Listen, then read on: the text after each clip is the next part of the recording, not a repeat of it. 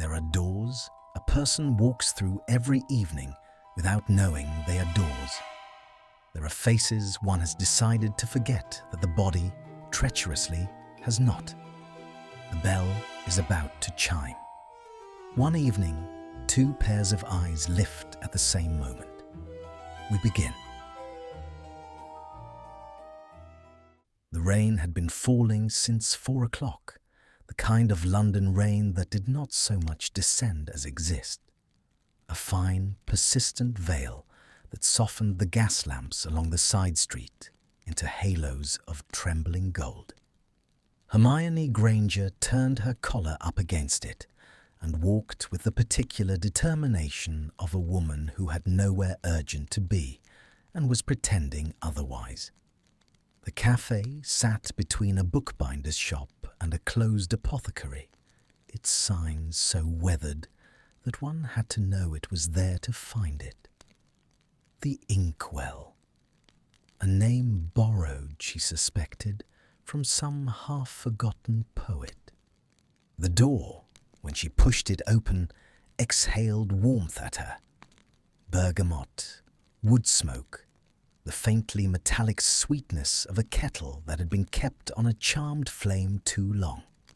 A small bell, enchanted to recognize regulars, gave her the quiet 2-note chime it had given her every evening for the past 11 weeks.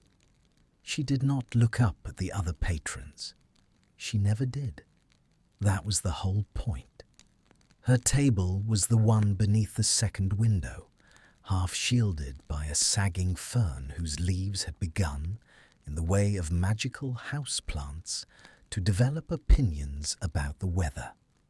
The same young witch with cinnamon-coloured hair brought her the same pot of tea without being asked.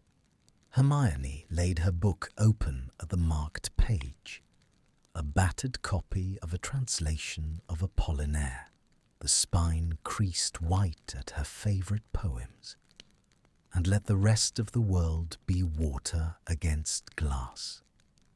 This was the hour she had stolen back for herself. 60 minutes between the ministry and her empty flat in Bloomsbury. 60 minutes in which no one needed her signature, her opinion, her composure. Ron had stopped asking 3 years ago why she came home so late on Thursdays, and then on Tuesdays, and then on every weekday after that. And then Ron had stopped being someone she came home to at all. The separation had been gentle. The gentleness was somehow worse than any quarrel. They had folded each other away like out-of-season linen. She drank her tea. She read the same line 3 times. Sous le pont Mirabeau coule la Seine, et nos amours. A man, 2 tables to her left, turned a page of his newspaper. The sound was very small. Crisp paper. A throat clearing once, almost apologetically. Hermione did not look up. She was practiced in not looking up. It was one of the small, hard skills one acquired after the war. The ability to occupy a public room without surrendering the privacy of one's face. But she felt it. The way one feels a fingertip drawn down the length of one's spine through a layer of wool. An attention, settled and steady, that did not move. She turned a page she had not finished reading. The attention did not leave. It was nothing, she told herself. The man was reading. People glanced, and then did not glance, and that was the whole arc of their interest. She lifted her cup. Her hand, she noticed with a flare of irritation, was not perfectly steady. She looked up. For 10 seconds afterwards, she would not have been able to describe the room. The fern, the steam, the cinnamon-haired witch wiping a saucer at the counter. All of it dissolved into the periphery of a face she had not seen for 5 years and recognized, even so, in less time than it took her heart to finish its next beat. Draco Malfoy was sitting at the table by the wall, half turned in his chair, a folded newspaper resting against the rim of a white cup. He was wearing a plain charcoal jumper, wool, soft from washing, with a small unravelling at the cuff, and no robes at all. No silver clasp at his throat, no signet ring catching the lamplight, none of the cold heraldry she remembered. His hair, which she had last seen lacquered into severity, had been allowed to fall. He had grown into his face. The sharpness was still there, but the cruelty had been worked out of it the way a stain is worked out of cloth. Slowly, with effort, and with a residual paleness left behind. He was looking at her, not the way he had once looked at her, in stone corridors smelling of damp torchlight. Not with the schooled contempt of a boy who had been taught from infancy that her existence was a personal offence. He was looking at her the way one looks at a word one had thought one had forgotten, and which has surfaced, unbidden, in the middle of a sentence. With recognition, and with something underneath the recognition that he had not yet had time to disguise. Her breath did not catch. That was the surprise of it. Her breath went on, even and shallow, while everything else inside her seemed to step backwards from a ledge. She did not nod. He did not nod. Neither of them performed any of the small social courtesies that two people who had once attended the same school might be expected to perform upon meeting again in a public place. They simply held each other's gaze across the dim room and the gentle hiss of the kettle, and the 10 seconds extended themselves with the strange elasticity that 10 seconds will sometimes acquire. She counted them afterwards, walking home through the rain. 1, the lamplight on the side of his jaw. 2, the way his hand had stilled against the newspaper, the long fingers not quite folded. 3, the realization that he was thinner than she remembered, and that the thinness suited him in a way she did not want to have noticed. 4, the absence of a sneer. 5, the absence of any expression she could name at all. 6, the small, terrible knowledge that he was reading her the way she was reading him. 7, that neither of them was looking away. 8, that neither of them seemed able to. 9. On the 10th second he had blinked, slowly, like a man surfacing, and turned his eyes back to his paper. His shoulders, beneath the soft wool of the jumper, had set themselves in a way that was not quite indifference. She lowered her own gaze to Apollinaire. The page swam. The French lay on it like a foreign language she had never learnt. She read nothing for the rest of the hour. She turned pages at the proper intervals, because turning pages was what one did at a corner table in a quiet café. She lifted her cup. She set it down. She did not look towards the wall, not once, and the not looking was so loud inside her skull that she suspected the cinnamon-haired witch could hear it from across the room. He left first. She felt it as a shift in the air, the way one feels a window opened in another room of a house. Footsteps, unhurried, the chime of the small bell, 2 notes, the soft scrape of the door against the threshold, a brief gust of cold and rain, and the smell of wet pavement. Then the door closed, and the warmth folded back over her, and she was alone again at her table beneath the second window. She did not look up to see which way he had gone. She told herself, very firmly, that it did not matter which way he had gone. Outside, the lamps trembled. The rain went on with the patience of an element that has all evening to do its work. She walked home the long way, She told herself it was because she wanted the air. The truth, which she examined and then put down again like a too-hot cup, was that she did not trust her flat to be empty of him yet. He was not in her flat. He had never been in her flat.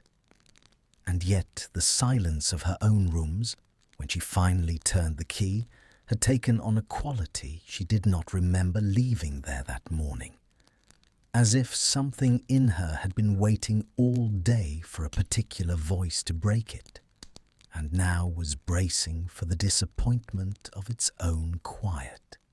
She hung her coat. She set the kettle. She did not light the lamps in the sitting room, only the small one beside the armchair, and she sat down without taking off her shoes. Draco Malfoy, in a wool jumper, drinking coffee in a Muggle-adjacent café in the middle of London. The sentence assembled itself in her mind and then declined to make sense. She turned it over.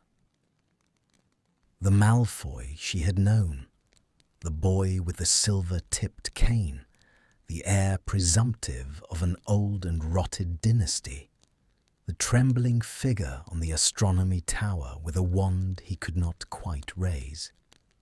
None of those Malfoys would have sat in the inkwell with the cuff of his sleeve coming undone. None of them would have looked at her the way he had looked at her, without armor, without preamble, as if he had been startled into honesty before he had time to remember he was supposed to be someone else. She closed her eyes.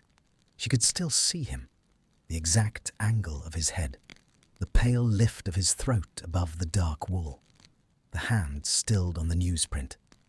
"It is nothing," she said to the unlit room. It was a glance. It was 10 seconds in a café. "Tomorrow you will not go." She knew, with the clean and unflattering honesty she reserved for herself in the dark, that she was already going to go.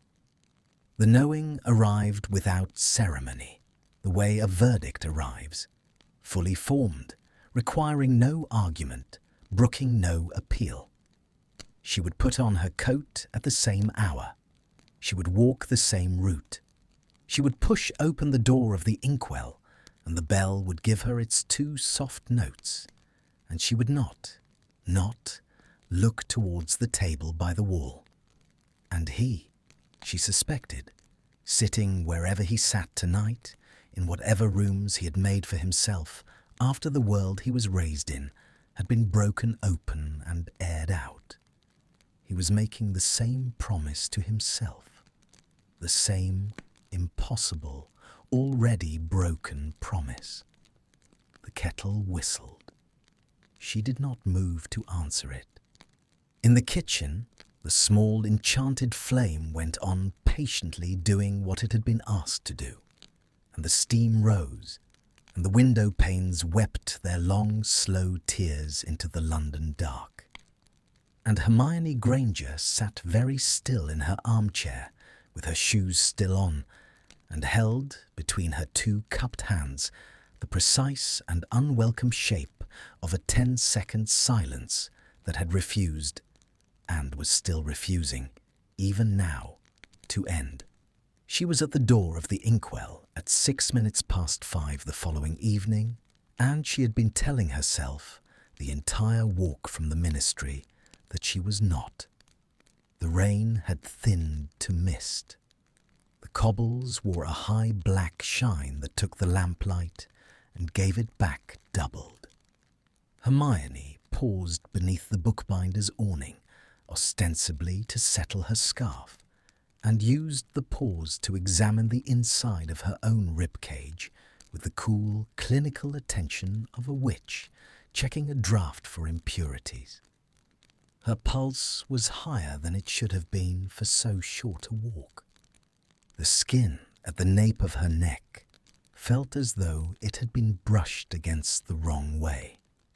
She straightened the already straight knot of her scarf and pushed the door open before she could lose the argument she was pretending not to be having. The bell gave its 2 notes.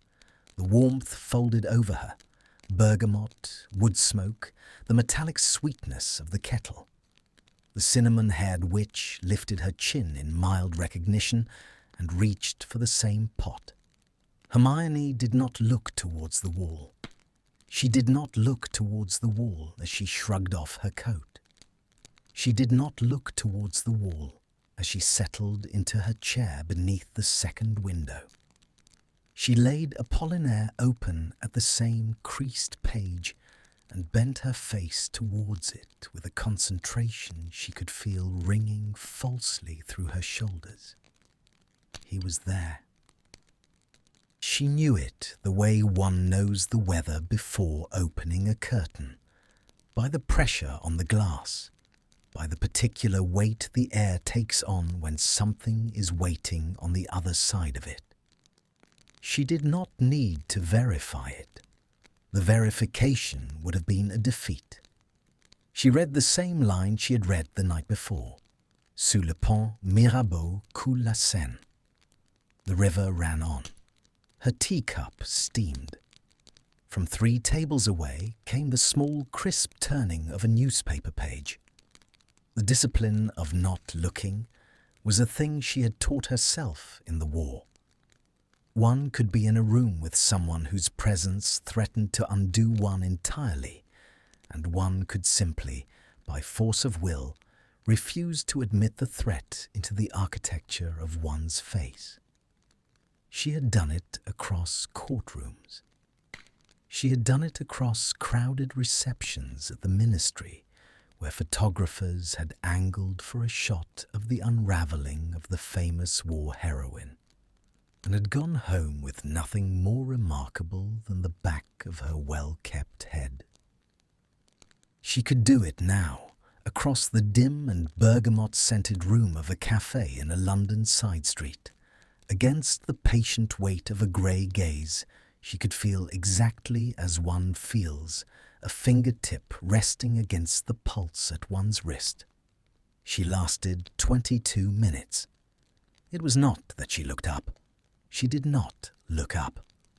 She lifted her cup to her mouth, and her eyes, by some treachery of their own, slid sideways an inch, and the inch was enough. He was angled the same way as the evening before. The newspaper was open across his knee this time, not the table, as though he had given up the pretense of reading it sitting up. The plain charcoal jumper had been replaced by a plain dove-grey one, of the same soft and washed many times wool. His hand rested loosely against the white cup. He was not looking at her. The not looking was worse than the looking. The not looking had the quality of effort. She could see the effort in the line of his jaw, in the unnatural stillness of the hand against the cup, in the way his eyes were holding too steadily to a single spot on the page he was not reading. He had heard the bell. He had heard her sit down. He had been listening to her not look at him for 22 minutes, with the same exhausting attentiveness she had been bringing to not looking at him. The realization went through her like a small, clean shock, the kind a hand receives from a doorknob in winter, more startling than painful, leaving the fingers tingling afterwards with a faint and embarrassing surprise. She lowered her gaze to her book before he could feel her seeing him. This, she thought with great precision, is absurd. She was 23 years old. She had brokered legislation. She had stood in front of the Wizengamot and argued the Elf Rights Amendments through 3 readings without her voice once breaking. She had, only that morning, dismissed a junior assistant's nervous overture about lunch, with a kindness so practiced it had felt like a small spell. She did not, as a rule, sit in cafes with her ears ringing, because a man in a grey jumper 3 tables away had declined to lift his eyes from his newspaper. She turned a page. She did not know what was on it. Apollinaire had become, over the course of the last 24 hours, a prop she carried for the sake of carrying something. From the table by the wall came the small sound of a cup being set down on a saucer. The smallness of the sound was disproportionate to the way it travelled. She had the absurd, lucid impression that everyone else in the café, the cinnamon-haired witch, the elderly wizard hunched over a chess problem in the far corner, the young couple murmuring near the door, was inaudible to her, and that only the man at the wall was making any noise at all. The set of a cup, the turn of a page, the slow, soundless intake of a breath that she could not possibly have heard, and yet was certain she had. Look, something in her chest said, very quietly, just look. He won't know. He would know. That was the problem with him, the problem that had always been the problem with him, even when they had been children sniping at each other across a potions bench. He had always known when he was being watched. He had cultivated the awareness the way other boys had cultivated their handwriting. There had been a particular small motion he used to do at 15, a half tilt of the chin, the eyes sliding sideways without the head following. That meant, "I have caught you," and which had reliably driven her to a fury that had taken her years. Afterwards, to understand had not been entirely fury. She did not look. She read 4 lines of Apollinaire in sequence.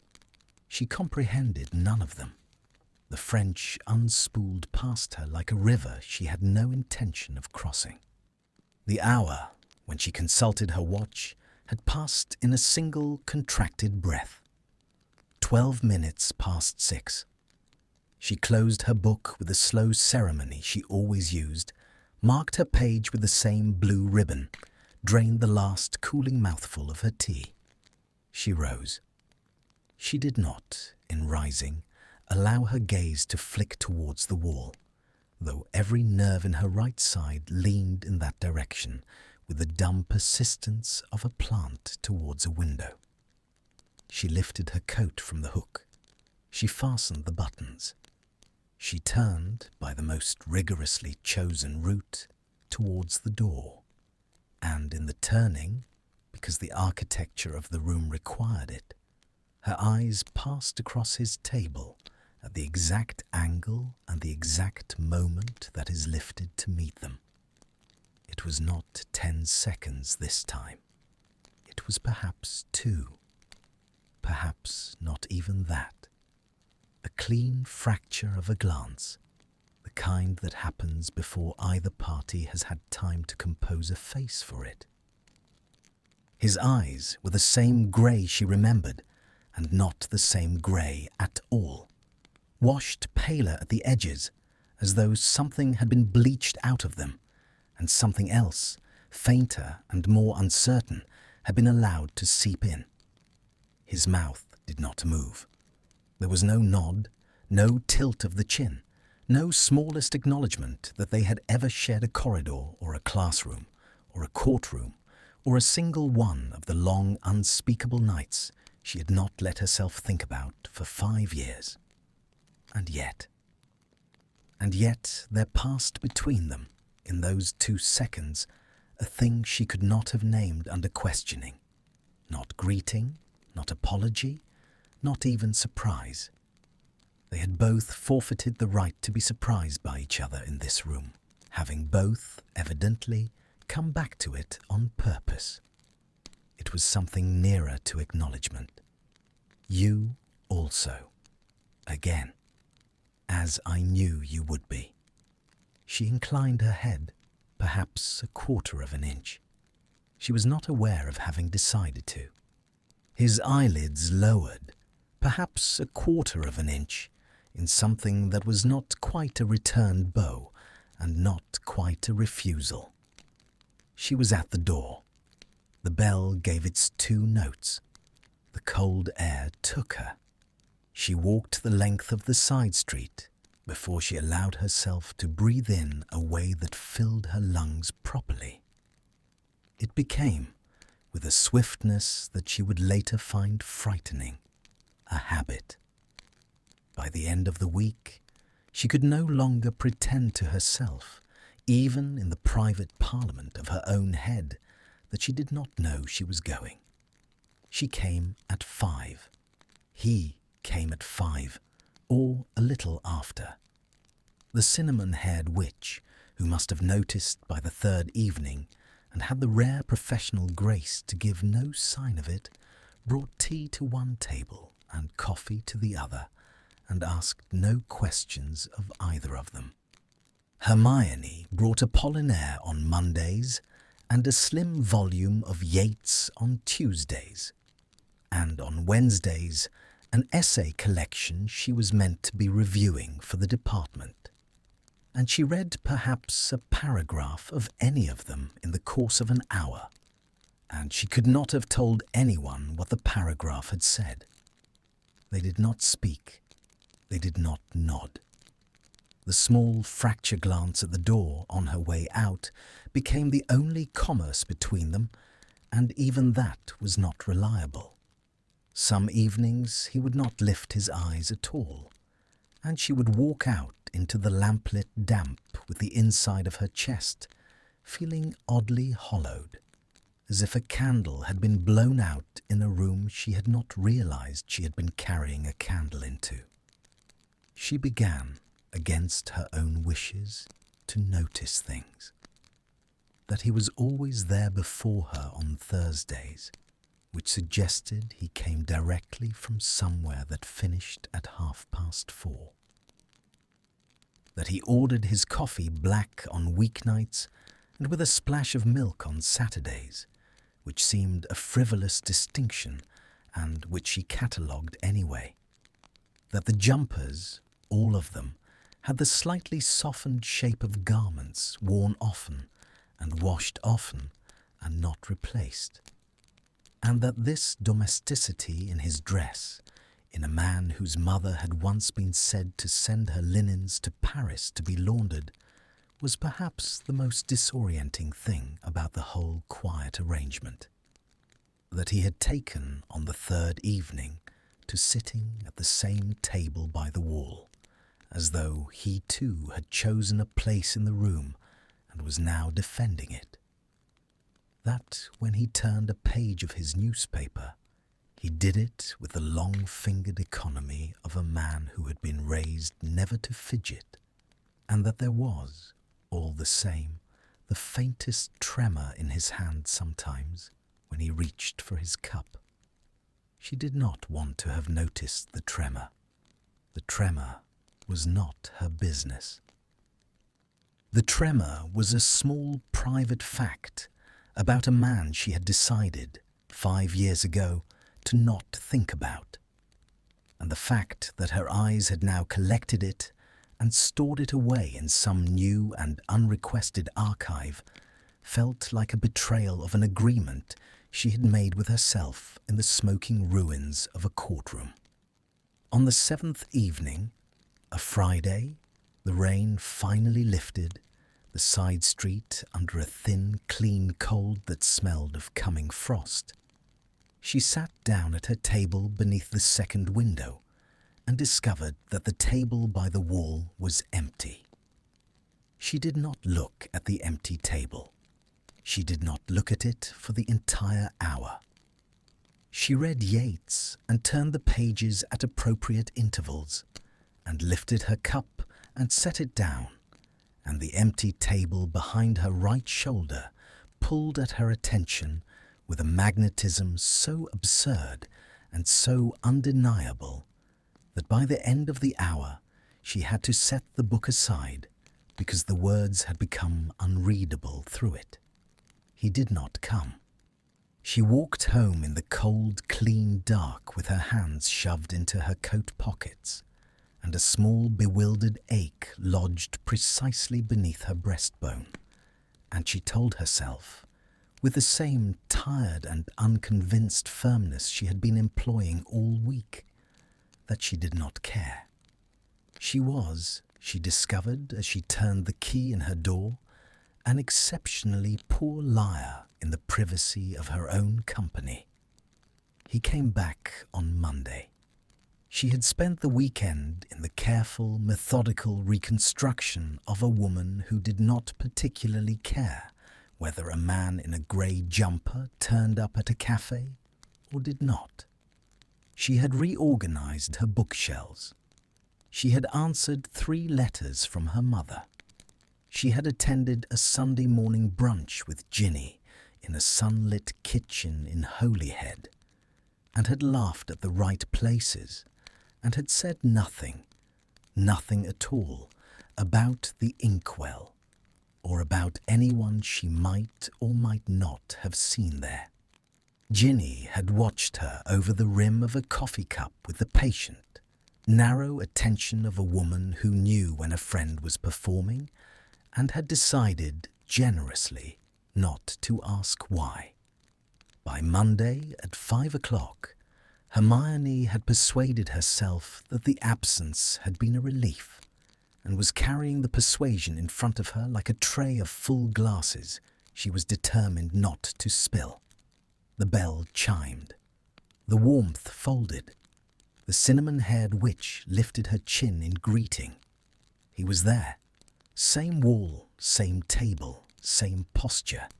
Newspaper open across his knee, white cup at his right hand, the soft and slightly worn dove-grey jumper replaced tonight by a deep navy one that made his hair look almost colourless against it. He did not look up when she came in. The not looking this time was less rigid than it had been the week before. There was a settled quality to it, as though the simple fact of her arrival had completed something he had been waiting on, and he could now afford to keep his eyes on his page with the loose attentiveness of a man who knew the room he was in. She felt, as she crossed to her own table, the absurd and inconvenient lift of something just below her ribs. She set her book down with more care than was necessary. The hour proceeded along its now customary lines. The kettle hissed. The young couple by the door whispered. The elderly wizard in the corner moved a charmed chess piece with one knuckle, and the piece grumbled audibly about the move. Hermione read 4 lines of an essay on legal precedent, and could not, when she turned the page, have repeated a word of them. 20 minutes in, the cinnamon-haired witch crossed the room with a fresh pot on a tray, and the saucer beside it slid, a small bright failure of equilibrium, and a white cup tipped, and a long brown arc of coffee leapt out of it and across the boards towards Hermione's table. 3 things happened in the same suspended fraction of a second. The witch made a small, sharp sound of dismay. Hermione's own hand, trained by years of reflex, went towards her wand, and from the table by the wall, a wand was already lifted, quietly, without drama, as though the motion had begun before the cup had finished tipping, and the long brown arc froze in the air, hung shining for a beat like a thread of dark glass, and lowered itself with a gentle obedience back into the cup. The cinnamon-haired witch laughed, the high relieved laugh of someone who has not had to weep over linen. "Oh, thank you, sir. I'm sorry. The tray's loose tonight." And she was already moving off with apologies trailing like ribbons. Hermione did not lower her own wand at once. She held it, half raised, fingers tightened around the vinewood, and she looked, finally, properly, without the elaborate fiction of looking past him, across the dim room at the man who had moved a quarter second faster than she had. He had already lowered his. He was sliding it back inside the cuff of the navy jumper with the practiced invisibility of a man who had spent years learning not to be seen producing one. His eyes lifted to hers, and this time there was no pretense of accident in the meeting. The grey of them was very steady. There was a faint, almost imperceptible tilt at one corner of his mouth. Not a smile, nothing so generous, only the small acknowledgment of a shared reflex. "Thank you," she said. Her own voice surprised her. It came out lower than she had meant it to, and slightly hoarse, as though the two words had been waiting in her throat for some while and had grown stiff there. He inclined his head, perhaps half an inch. "Granger." The single word landed in the warm, small room with a weight entirely disproportionate to its 3 syllables. He had not said it cruelly. He had not said it warmly. He had said it like a man returning a borrowed object, handing back with care a name he had once known how to handle and was no longer sure he was permitted to. The vowels were exactly as she remembered them, and not at all as she remembered them. The schoolboy drawl had been planned away. What was left was quieter and older, and considerably more dangerous to the inside of her chest than she had expected. "Malfoy," she said. It was the first time in 5 years.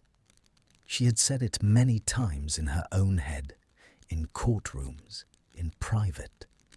She had not said it aloud to him since a corridor in May of a year that none of them named anymore. The sound of it in her own mouth was strange. It tasted, faintly, of dust. He lowered his eyes back to his newspaper. The small economy of the gesture. "That's all.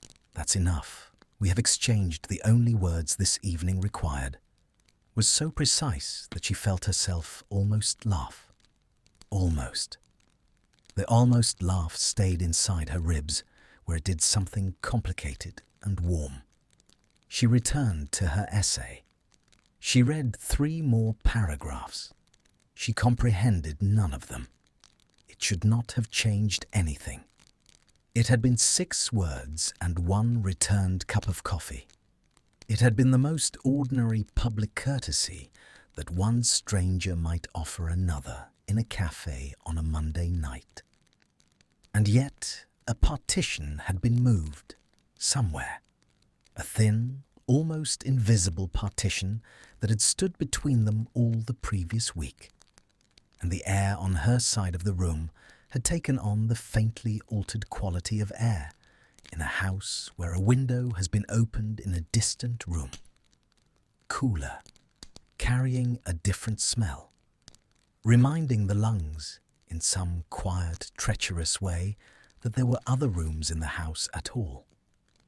She did not look at him again for the rest of the hour. She did not need to. The looking, she understood now with an unwelcome clarity, had stopped being the point some time ago.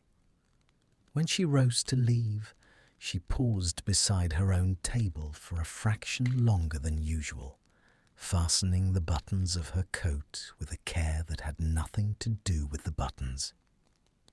She did not turn her head towards the wall.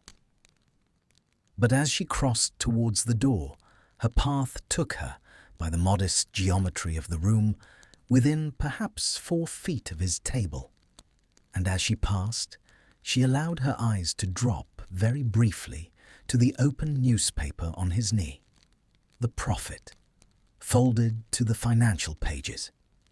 A small column of figures she could not read at that distance, and beside the paper, on the table, lying flat as though he had set it down to free both hands for the wand, a slim black-bound book with no title visible on the spine. A book. He had been carrying a book to a café for 10 evenings, and he had not opened it once. The recognition of the parallel was so neat and so small and so painful that she had to look quickly away. She did not slow. She did not turn. The bell gave its 2 notes. The cold, clean air took her, and she walked the length of the side street with her hand pressed lightly against the front of her coat, as if to hold something inside it that had begun, very quietly, to come loose. He stayed.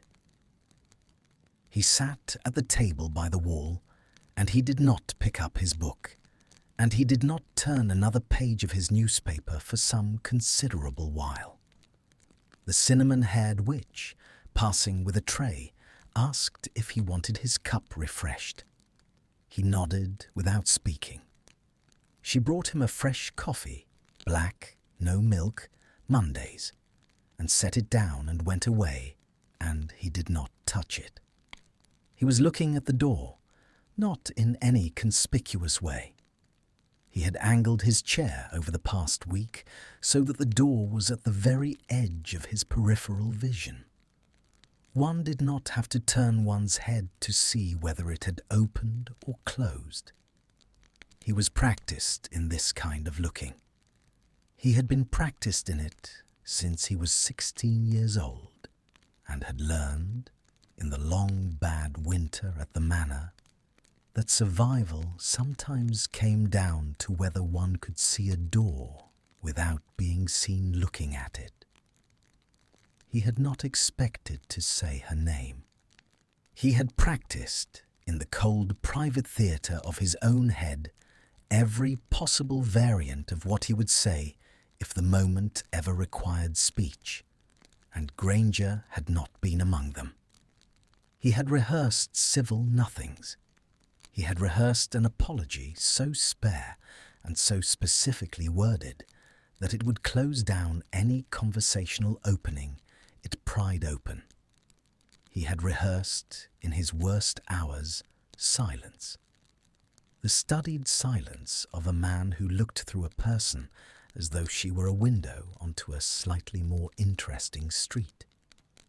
He had not rehearsed Granger, said quietly, like a confession of having remembered.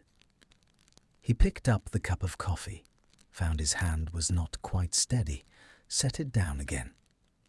There was a particular kind of self-loathing, he had learned, that did not announce itself in any of the ways the books said it would. It did not shout.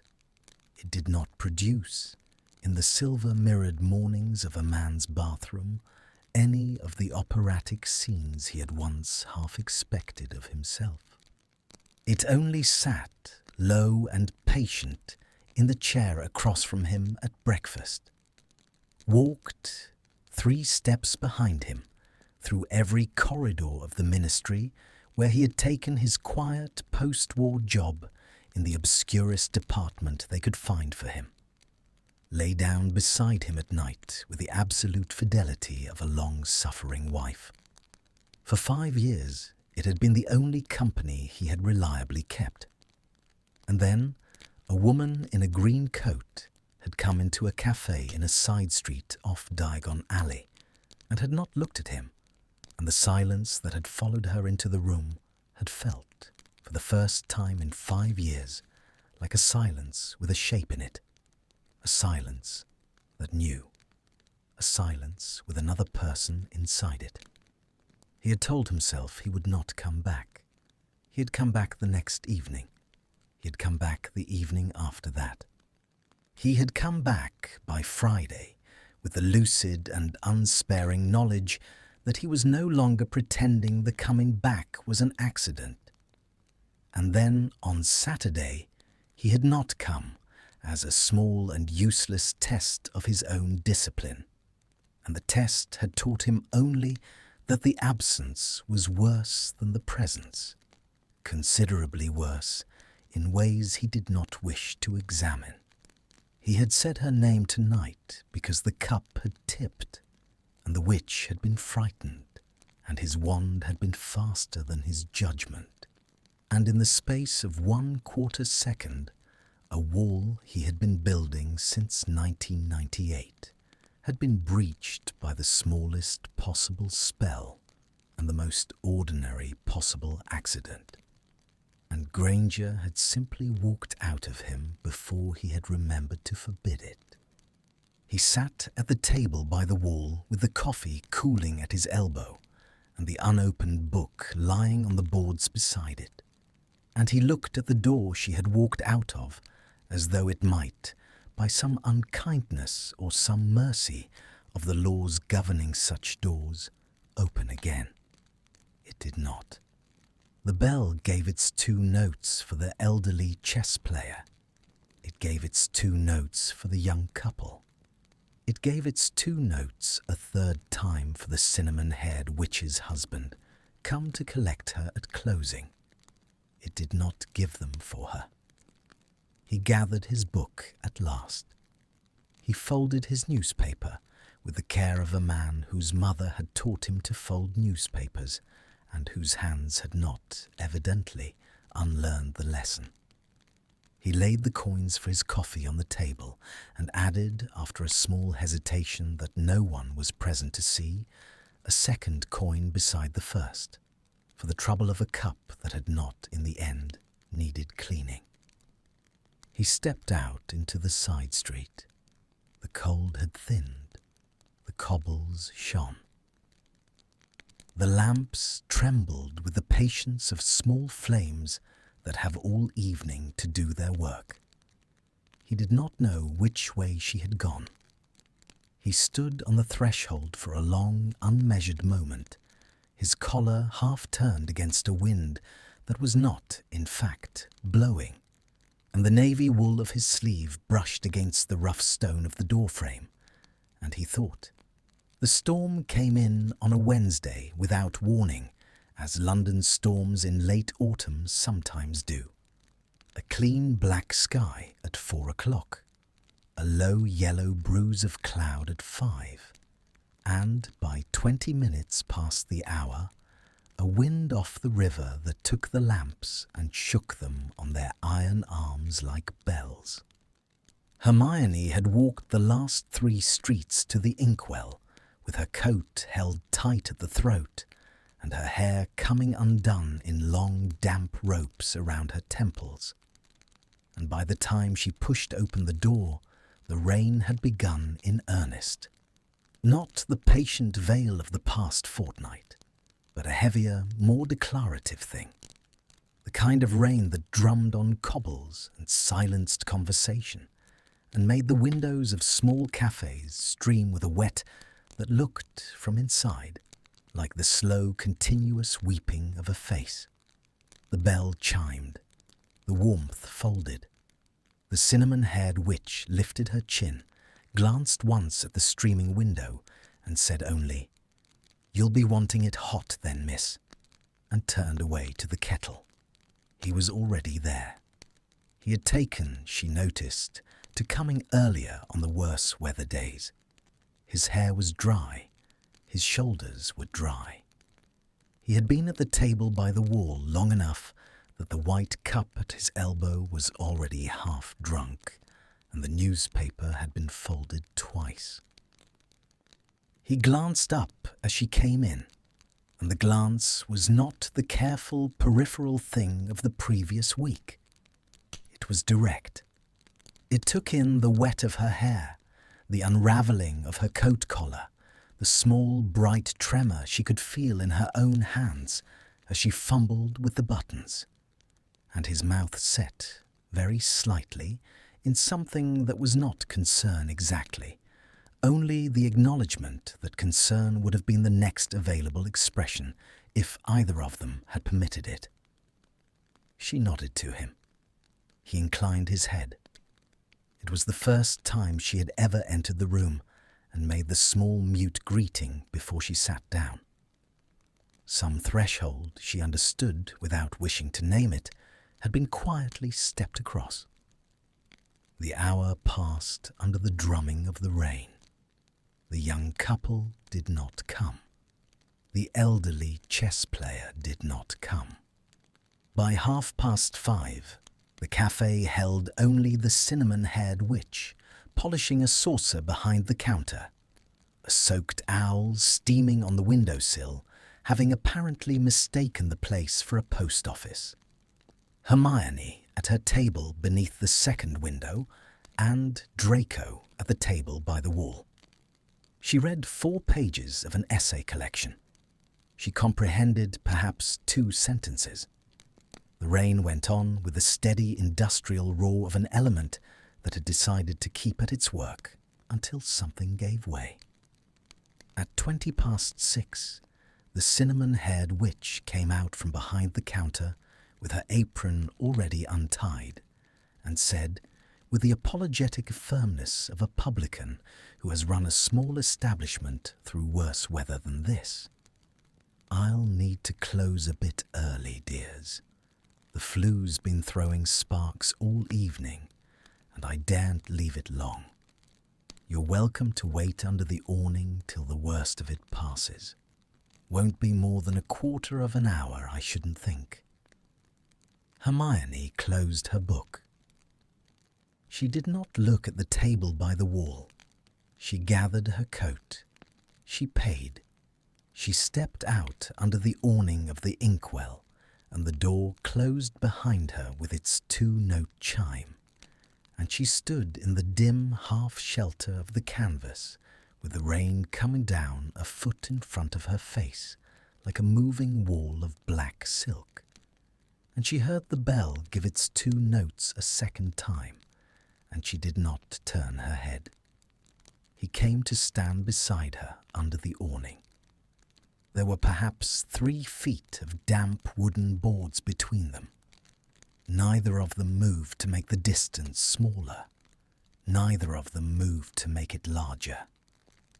The cinnamon-haired witch turned the key in the lock behind them, called a small, cheerful good night, drew her hood up, and vanished into the rain with the brisk, unfussed competence of a woman who had been getting home in weather for decades. Then there was only the rain, and the awning, and the 2 of them. The silence that fell was not the careful, negotiated silence of the café.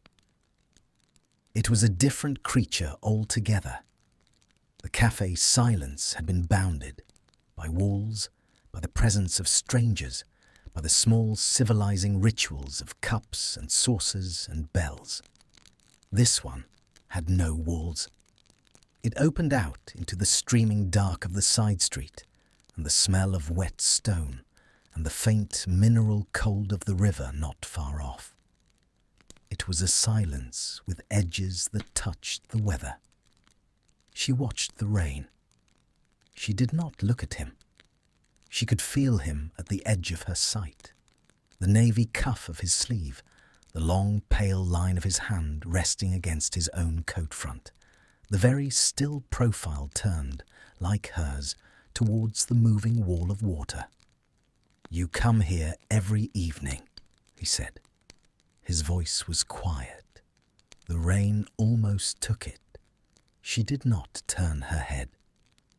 "Yes." "Why?" She considered in the long second that followed several answers. The honest one, the deflective one, the one that would have ended the conversation cleanly and let them both stand under the awning in a restored and uncomplicated silence until the rain thinned and they could each, separately, walk away. She gave the honest one. She did not know afterwards why. "Because no one knows me here." The rain drummed. He did not answer at once. When he did, his voice was, if anything, quieter than before. "Yes." A single syllable, carrying in its small weight the entire confession she had not asked him to make. She understood, without looking, that he had given her the same answer to a question she had not been able to ask. "Why do you come here?" "Because no one knows me here. Because in this small bergamot-scented room with its sagging fern and its grumbling chess pieces, I am not the surname I was born with. because for 1 hour each evening, I am permitted to be a man in a soft jumper drinking coffee. And that is, at present, the only version of myself I can stand to be alone with. She turned her face, finally, towards him. He was already looking at her. The lamplight from the street caught the wet edges of his hair, where the wind had pushed a little of the rain in under the awning. The grey of his eyes, in this light, was the grey of pewter that had been polished by a long dead hand and not repolished since. He did not look away. "I didn't know you came here," he said. "The first night. I'd been coming for some weeks. I thought I'd found a place." "I'd been coming for 11 weeks, she said. His mouth moved very faintly. It was not a smile. It was the small, involuntary acknowledgment of a man recognizing, with a kind of tired amusement, that two people had been independently hiding in the same hiding place for the better part of 3 months. "I almost didn't come back," he said, "after the first night. I almost didn't either." "Why did you?" The wind shifted. A fine veil of rain blew in under the canvas and touched her face. She did not wipe it away.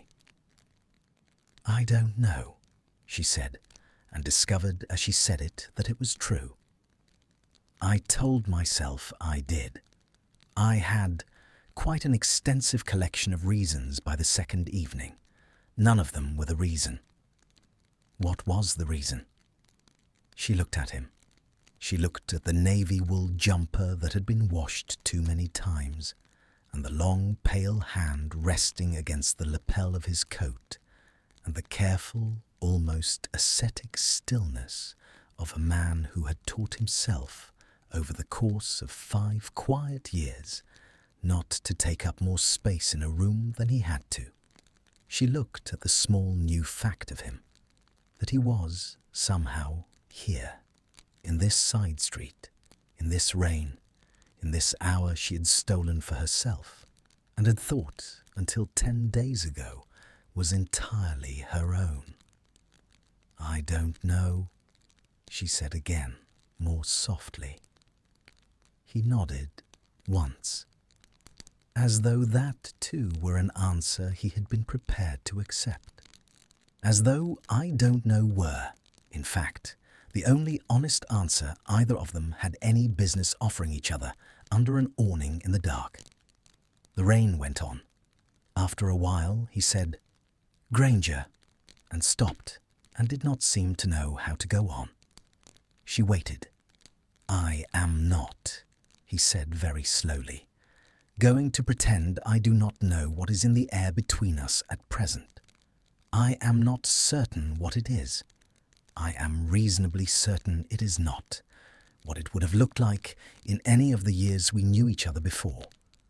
But I will not insult either of us by pretending I have not noticed it." Her breath went briefly somewhere she could not find it. "All right," she said. "I do not know what to do with it," he said. "I thought you should know that I do not know what to do with it. I have been sitting at that table for 10 evenings trying to decide. I have not decided." She turned her face back towards the rain.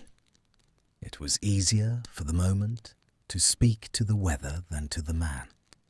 "I haven't decided either," she said. "I thought as much. It would be—" She stopped. She tried again. "It would be very stupid. Yes. For both of us. Yes. You understand," she said, and her voice was lower than she had meant it to be, "that there are things between us that have not been said, that perhaps cannot be said, that I do not know whether I am capable of saying. Yes. And you still came back. Yes." The rain thinned, not stopped, only thinned, the wall of black silk softening into a finer and more forgiving curtain. Somewhere down the street, a lamp guttered and recovered. The wet cobbles took the recovered light and gave it back in a long, uneven stripe of silver. She turned to him again. "I should go," she said. "Yes." Neither of them moved. She was aware, with a slow and disorienting precision, of the exact distance between them. The 3 feet of damp boards, the cold air threaded between his sleeve and hers, the small, charged emptiness that the body knows about before the mind has any business knowing. She was aware that he was breathing carefully. She was aware that her own breath had taken on the shallow rhythm of a woman standing at the edge of a high place and looking down. He lifted his hand. He did not reach for her. The hand moved only an inch or two, and only, perhaps, to adjust the lapel of his own coat. But the motion arrested itself halfway, hung in the cold air between them like a thing that had forgotten its instructions. And then, with the slow exactness of a man making a decision he did not entirely trust himself to make, he extended it towards her. His knuckles brushed very lightly against the back of her own bare hand where it hung at her side. It was not a clasp. It was not even a touch, properly. Only the briefest skim of cold skin against cold skin, gone almost before her nerves had registered it. She did not move her hand away. She did not move it towards him either. She let it stay where it was and felt the small ghost print of his knuckles against her own, and understood with a clarity she would not afterwards be able to explain that some quiet, irrevocable thing had been done in the space of less than a second, and could not now be undone, whatever either of them did with the rest of the evening, or the rest of the week, or the rest of their carefully separated lives. He withdrew his hand. He did it slowly. He did it without apology and without performance. He drew it back to his own side and let it hang there, and he turned his face towards the thinning rain, and he did not look at her for a long moment afterwards. "Good night, Granger," he said. "Good night." She stepped out from under the awning. The rain, gentler now, took her at once. She did not turn back. She walked the length of the side street with her hand held a little out from her body, the back of it tingling with cold and with something that was not cold. And behind her, under the dim canvas awning of the inkwell, a man in a navy jumper stood very still and watched her go, and did not move from the doorway until her green coat had vanished entirely into the long silver stripe of the lamplit dark. The thing about a touch, she discovered, was that the body had no protocol for forgetting it. She had thought, with the particular optimism of a woman who had spent 5 years training herself out of inconvenient feelings, that a brush of knuckles in the cold under an awning would pass through her the way most small sensations pass through her, registered and catalogued and shelved. It did not. It settled in the back of her left hand and stayed there, a faint, persistent warmth that woke her on the Thursday morning, at an hour when London was still blue at the edges, and that walked beside her down the corridors of the ministry like a piece of jewellery she could not remember putting on. She arrived at the inkwell on the Thursday evening at 5 minutes to 5. He was already there. She did not look at him as she crossed to her table. He did not look at her. The economy of avoidance they had used in the first week had been resumed, but it had taken on since the rain a different quality, No longer the cool defensive maneuver of two strangers determined to remain strangers, but the careful, exaggerated politeness of two people who had stood very close to a fire and were now pretending, for the benefit of an audience that did not exist, that they had not. The cinnamon-haired witch brought tea without being asked. She brought coffee without being asked. She moved between the two tables with the deliberate, unseeing efficiency of a woman who had developed her own private theory about her two regulars and had the professional grace to keep it to herself. Hermione opened her book. She read the same line 4 times. It was the chess player who began it. He was a very old wizard, older than Dumbledore had been, she suspected. And he came to the inkwell on Thursdays with a folding board and a set of pieces who quarrelled with him in 3 languages. He had never, in the 11 weeks she had been coming, spoken to her or to anyone else. He played against himself or against the pieces, and the pieces' grumbling was the only conversation his table ever produced. Tonight, perhaps emboldened by the easing of the weather, perhaps simply because old men sometimes decide on a Thursday that they have been silent long enough, he looked up from his board, looked across the room, and said, in a clear, thin voice that carried the way thin old voices sometimes do, "You're the Granger girl, aren't you? The one from the war." The café went very quiet. It was not that the room had been loud. It was that the small ambient sounds, the kettle, the soft slap of a damp cloth on the counter, the rustle of a folded newspaper, composed themselves abruptly into the kind of silence in which one becomes aware of one's own pulse in one's ears. She set down her cup. She turned her head with the long-practiced courtesy of a woman who had been answering this question for half a decade. "Yes," she said. "That's right." "Thought so," said the old man with satisfaction. He moved a charmed bishop 2 squares. The bishop muttered something disparaging in Italian. "I knew your face. From the papers. After the trials." "Yes." "Brave girl," he said. "Brave, brave girl. What you went through at that house. That Malfoy house. Terrible business. Terrible." The café did not move. She did not look towards the table by the wall. She did not need to. She felt the air on that side of the room go still in the particular way that air goes still around a man who has stopped, very abruptly, breathing. "Thank you," she said to the old man. Her voice was level. It had been level for these conversations for years. She had had a great deal of practice. "You're very kind." "Terrible business," the old man said again comfortably, and returned to his board, and the moment, as far as he was concerned, was over. It was not over. She picked up her cup. The handle was steady in her fingers. The tea inside it had developed in the past 90 seconds the appearance of a substance she had never seen before in her life. She lifted it to her mouth. She set it down. She turned a page of her book.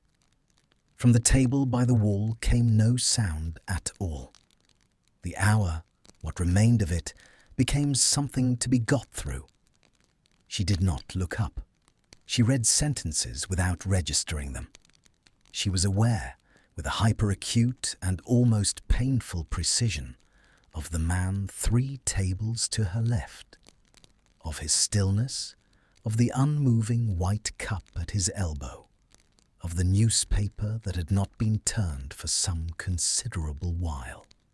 She was aware that he had stopped breathing properly at that Malfoy house, and had not, as far as she could tell, fully resumed. At 6:07, she closed her book. She gathered her coat. She paid. She did not look at him as she crossed to the door, and she did not look at him as she paused at the threshold, and she did not look at him as she stepped out into the cold, dry evening, with the bell giving its 2 patient notes behind her. He came out perhaps 30 seconds later. She had not waited for him exactly. She had stopped, perhaps 20 paces down the side street, beside the dark window of the bookbinder's shop, and she was standing there with one gloved hand pressed flat against the cold glass, as though to verify, by the small, honest fact of the temperature, that she was still in the world she had been in 5 minutes earlier. His footsteps on the cobbles. She did not turn. He stopped, perhaps 4 feet behind her. She heard him not speak. "Don't," she said quietly. She was still facing the dark window. "Please don't say anything. Just don't. Granger." I said, "Don't." The words came out harder than she had intended. The hand on the glass had begun, she noticed, to shake. She removed it. She put it in her coat pocket. She turned finally to face him. He was standing in the long, uncertain shadow between 2 street lamps. The light fell across him in pieces, one shoulder gold, the other dark, the side of his face a pale, broken thing that she could not, in that light, properly read. "I didn't ask him to say that," she said. "I want you to know that. I didn't orchestrate it. I would never. I have never used that. Against anyone. Against you. Against... I know. Do you?" "Yes. Because I have spent 5 years," she said, and her voice was now perfectly level and perfectly cold, and she could hear, somewhere underneath it, the small hairline crack that always came into her voice before she lost the use of it altogether. "I have spent 5 years being very careful not to use it. Not in interviews, not in court, not in private, not in my own head when I could help it. And then I sit in a café for 11 weeks, and a stranger sees my face and decides on a Thursday evening that he wants to perform some small piece of public sympathy at me. And you happen to be in the room, and now we are both standing in a side street, and you are looking at me as though I have done something to you, and I have not done anything to you, Malfoy. I have not. I was sitting at a table reading a book. I am not looking at you as though you have done anything to me. Then how are you looking at me?" He did not answer. He looked, in fact, as though he could not have answered if his life had depended on it. The pale, broken half of his face had set itself into the particular blankness she remembered from the courtroom. The schooled vacancy that the Malfoys, all of them, had used in the trials. The face one put on when there was nothing remaining to say in one's defense. And one had decided to give the prosecution the satisfaction of no expression at all. It was a face she had hated at the time. She had hated it because it had read, to her, as arrogance. She understood now, 5 years late, in a side street in the cold, that it had not been arrogance. It had been the only face he had been able to wear that would not shame his mother further. "I'm sorry," he said. It was a small, low, almost inaudible thing. It was not the apology of the courtroom. It was not the apology she had been waiting in some buried, unacknowledged part of herself to be offered since 1998. It was something else, narrower, more local, more immediate, an apology for the present minute, for the cold, for the unbearable bad luck of an old man with a chessboard. She let out a breath she had not known she was holding. It came out shaped almost like a laugh, and the shape of it horrified her. "Don't," she said again, more softly. "Not for that. You don't get to apologize for that, Malfoy. It wasn't yours to—" He was a stranger. He didn't know. "It was my house." The three words landed between them with a weight that took the air out of the side street. She looked at him. He was still standing in the broken light. The pale half of his face had not moved. His hands were at his sides.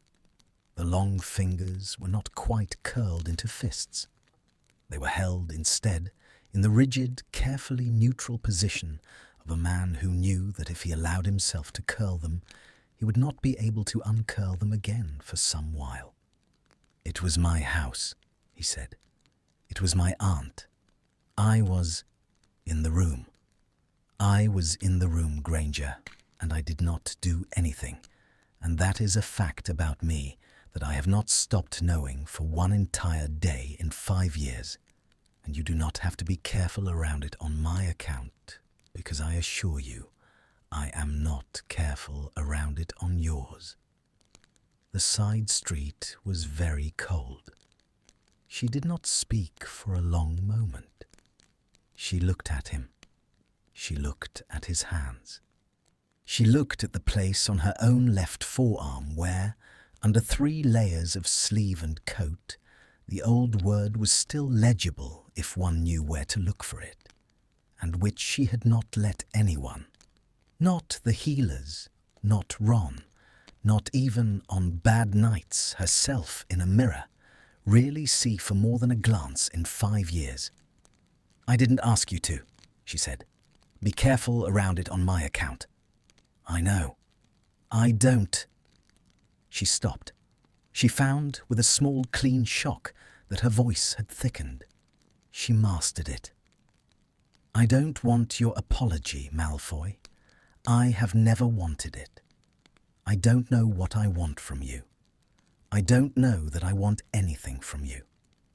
I have been coming to that café for 11 weeks because it was the one place in London where I did not have to be the Granger girl from the war.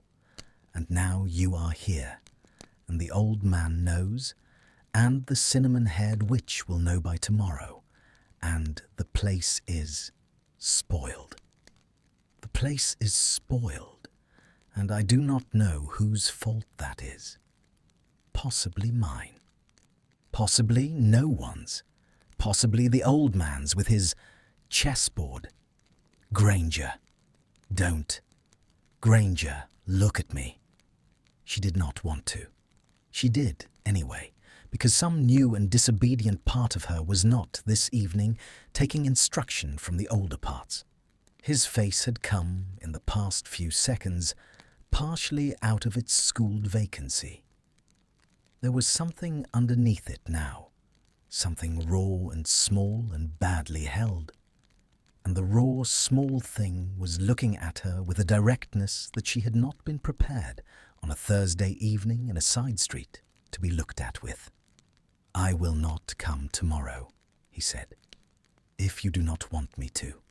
I will not come the day after. I will not come back. You found the place first.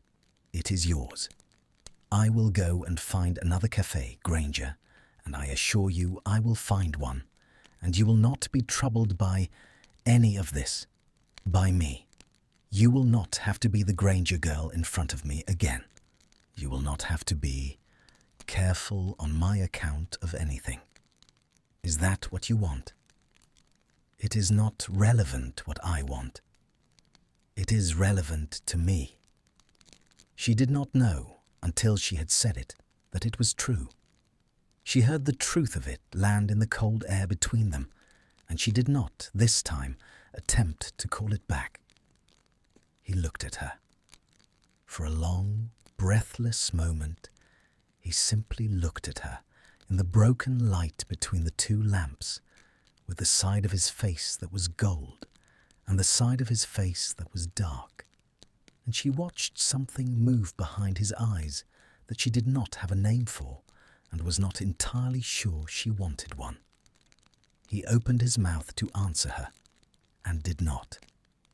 Whatever he had been going to say, he closed his mouth around it. The raw, small thing behind his eyes withdrew. The schooled vacancy slid back across his face like a curtain drawn by a practiced hand. He inclined his head, perhaps half an inch, in the small, precise gesture she now recognized as the only courtesy he ever permitted himself in her company, and he stepped back from her. "Good night, Granger."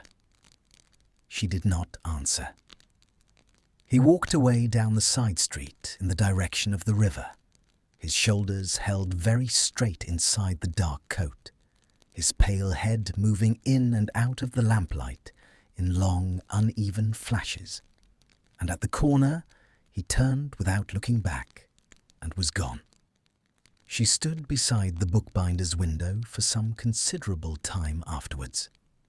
A man with an umbrella passed her, glanced at her, and chose not to inquire.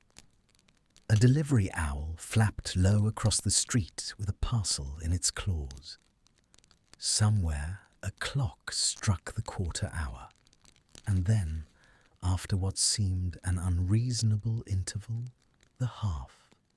She watched her own dim reflection in the dark window of the bookbinder's shop.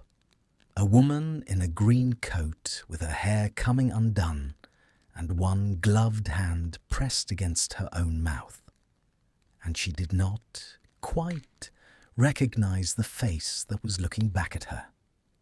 She walked home through streets she did not register. He did not come on the Friday. She told herself as she pushed open the door of the inkwell, and the bell gave its 2 notes, and the warmth folded over her that she had not expected him to. She told herself that she was relieved. She crossed to her table beneath the second window and opened her book and read 4 pages of an essay she had been meaning to finish for some weeks, and she comprehended this time every word of it. She marked her place. She paid. She left at 12 minutes past 6, exactly on schedule, and she walked home by the most direct route, and she did not look at the table by the wall on the way out, because there was, she reminded herself with cool exactness, nothing at the table by the wall to look at. He did not come on the Saturday. He did not come on the Monday.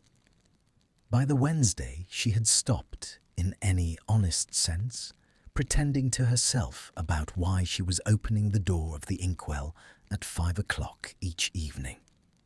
She came because she had to verify, by the small, dull fact of his absence, that the absence was still in place. It was.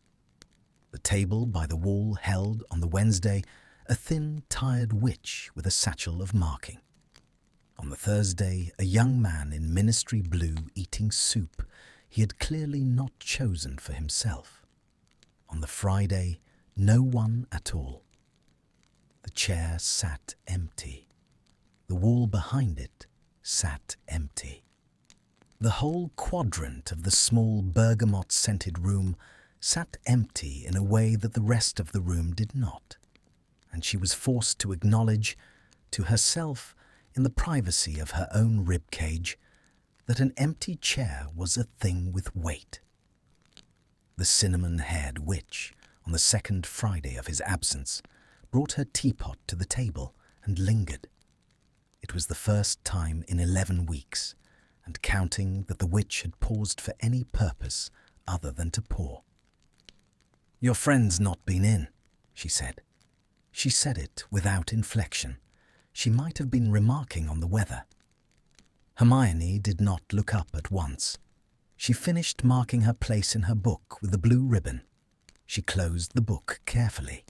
She looked up. "No," she said. "Not for 10 days now. No." The cinnamon-haired witch nodded. She did not, to her great credit, allow her face to perform any of the small, sympathetic theatricals the moment might have invited. She lifted the pot, refilled the cup without being asked, and said only, "He paid through to the end of the month, miss, for yours as well as his. I thought you ought to know." "He what?" "On his last evening, after you'd both stepped out, he came back in about a quarter of an hour later and paid through the month, for both tables. Said it was for the trouble of the spilled coffee that Monday. I didn't think it was for the spilled coffee, miss, but it was not my place to argue with him about what he wanted to call it." Hermione looked down at her cup. The cup, she discovered, had blurred slightly. She blinked. The cup resolved itself. The cinnamon-haired witch, with the grace of a woman who had run a small public establishment for a long time and knew how to leave a table at the right moment, had already moved away. She did not finish her tea. She sat with her hand around the cup and the steam rising into her face, and a small, bright and entirely unwelcome pain lodged at a precise point beneath her collarbone. And she understood that she had been told, by means of a quietly settled bill and a kind woman with cinnamon-coloured hair, something he had not been able to find the words to tell her in a side street. "The place is not spoiled. The place is yours. I have made it yours. I have paid in coin for the privilege of not undoing for you the one room in London where you wished not to be the Granger girl from the war." She put her head down briefly against the heel of her hand. When she lifted it again, no one in the small bergamot-scented room had noticed. She wrote the letter that night. She wrote it at the kitchen table of her Bloomsbury flat, with the lamp turned low and a cup of tea cooling at her elbow, and the cat from the upstairs neighbour pacing, as she sometimes did on Friday nights, along the outside of the window. She wrote it on plain unmarked parchment. She crossed out the first 3 opening lines. She wrote Malfoy, and crossed it out, and wrote Draco, and crossed that out, and sat with her quill suspended over the parchment for some considerable while. She wrote, in the end, "You should not have done that with the bill. It was kind of you. I am writing to thank you for the kindness and to ask that you not repeat it. The place is no more mine than it is yours. We were both there first. We were both there at the same time, by accidents that I no longer believe were entirely accidents. And the question of which of us has the better claim to a corner table in a side street off Diagon Alley is, I think, less interesting than either of us has been pretending. I do not know what I am asking you. I am not asking you for anything. I am writing because the chair is empty and I am tired of looking at it, and I would prefer, on balance, that it not be empty. That is all." Hermione. She read it through twice. She folded it. She sealed it. She wrote his name on the front, Draco Malfoy, by hand, and she set it on the corner of the kitchen table and looked at it for a long time. And she did not, in the end, give it to an owl. She put it in the drawer beneath the table instead, the one where she kept the unposted things.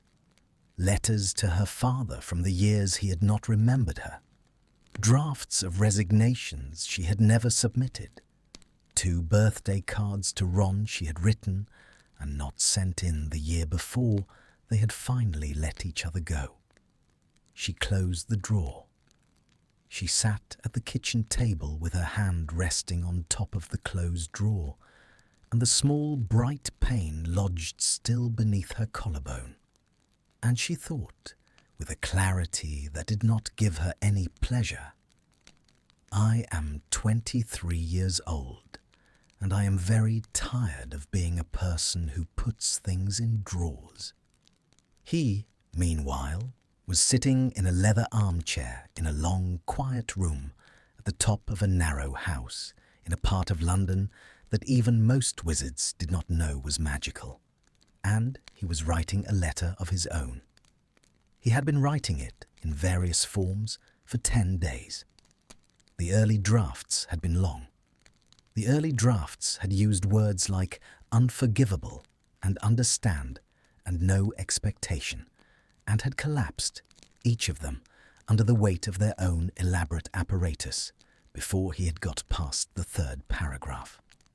He had burnt them one by one in the small grate at the foot of the armchair. The room smelled faintly by the 10th night of scorched parchment. The draft in front of him now was very short. Granger, I should not have left in the manner I did.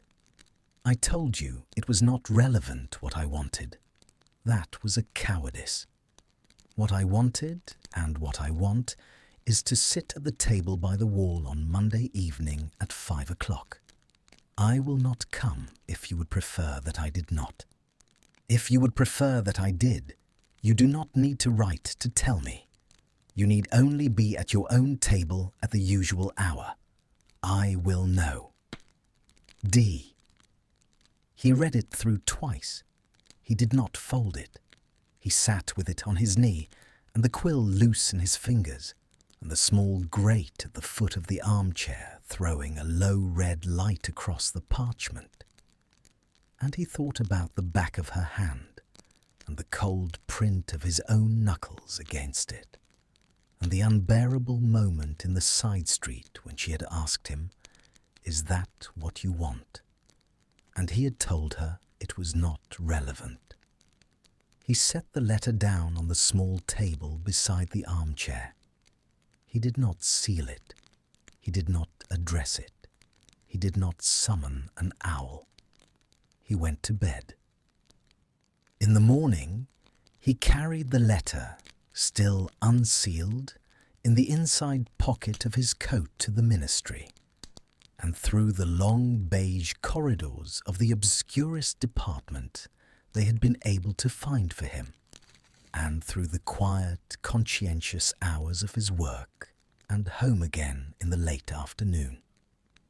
And he laid it when he reached the long, quiet room at the top of the narrow house, back on the small table beside the armchair where it had been the night before. On the Sunday evening, he picked it up again. He read it through. He did not change a word. He did not seal it. He put on his coat. He walked in the cold blue last light of a Sunday afternoon in late November, down through the streets of his quiet, unmagical neighborhood, and across the river, and through the long Sunday hush of the lanes around Diagon Alley.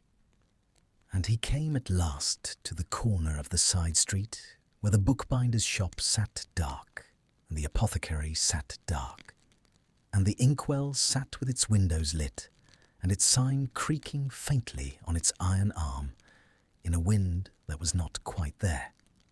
He did not go in.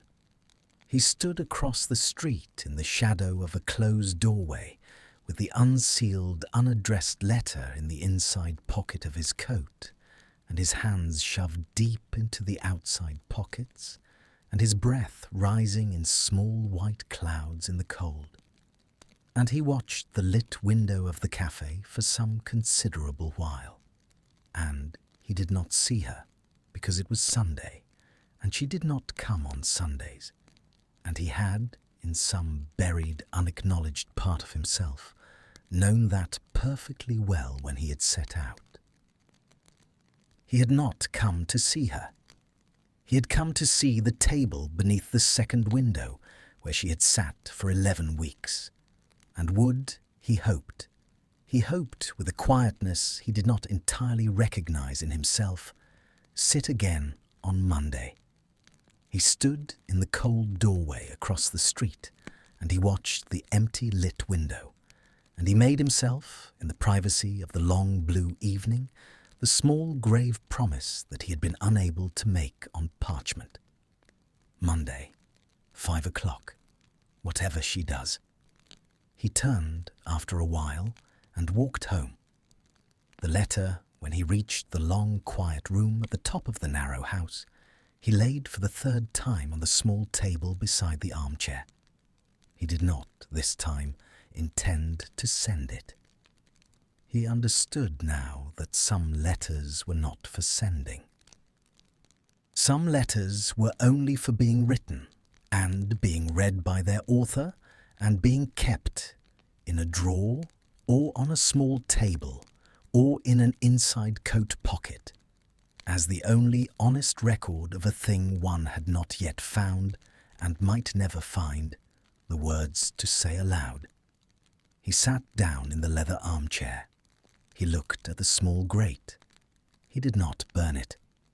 Monday came in cold and clean, with the kind of high pale sky that London sometimes produced in late November, as though to apologize for the weeks of rain.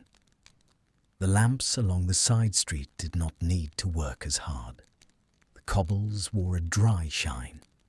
The bookbinder had put a small holly wreath on his door, the first concession of the season. She did not let herself think all day about whether she would go. She drafted a memorandum. She corrected the draft.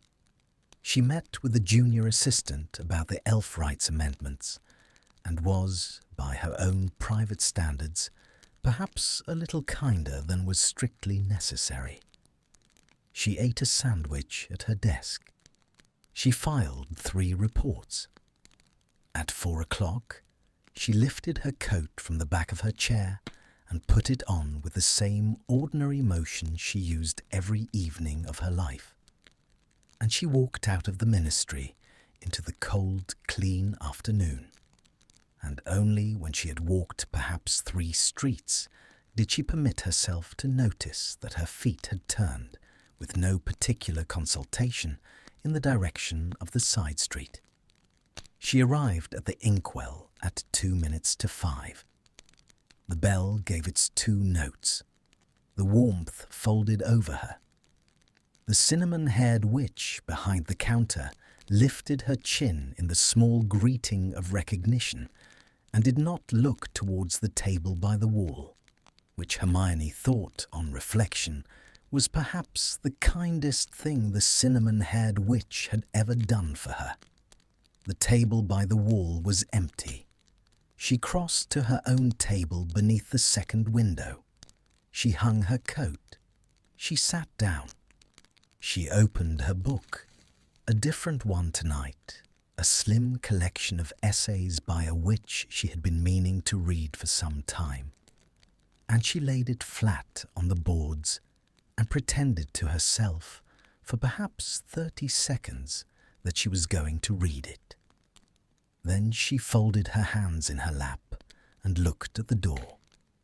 She had decided, walking the last street, that she was not going to perform the elaborate fiction of not looking. She had spent 11 weeks not looking at his table on the way in, and 11 weeks not looking at the door on the way out, and a further 10 days not looking at the empty chair where his absence sat.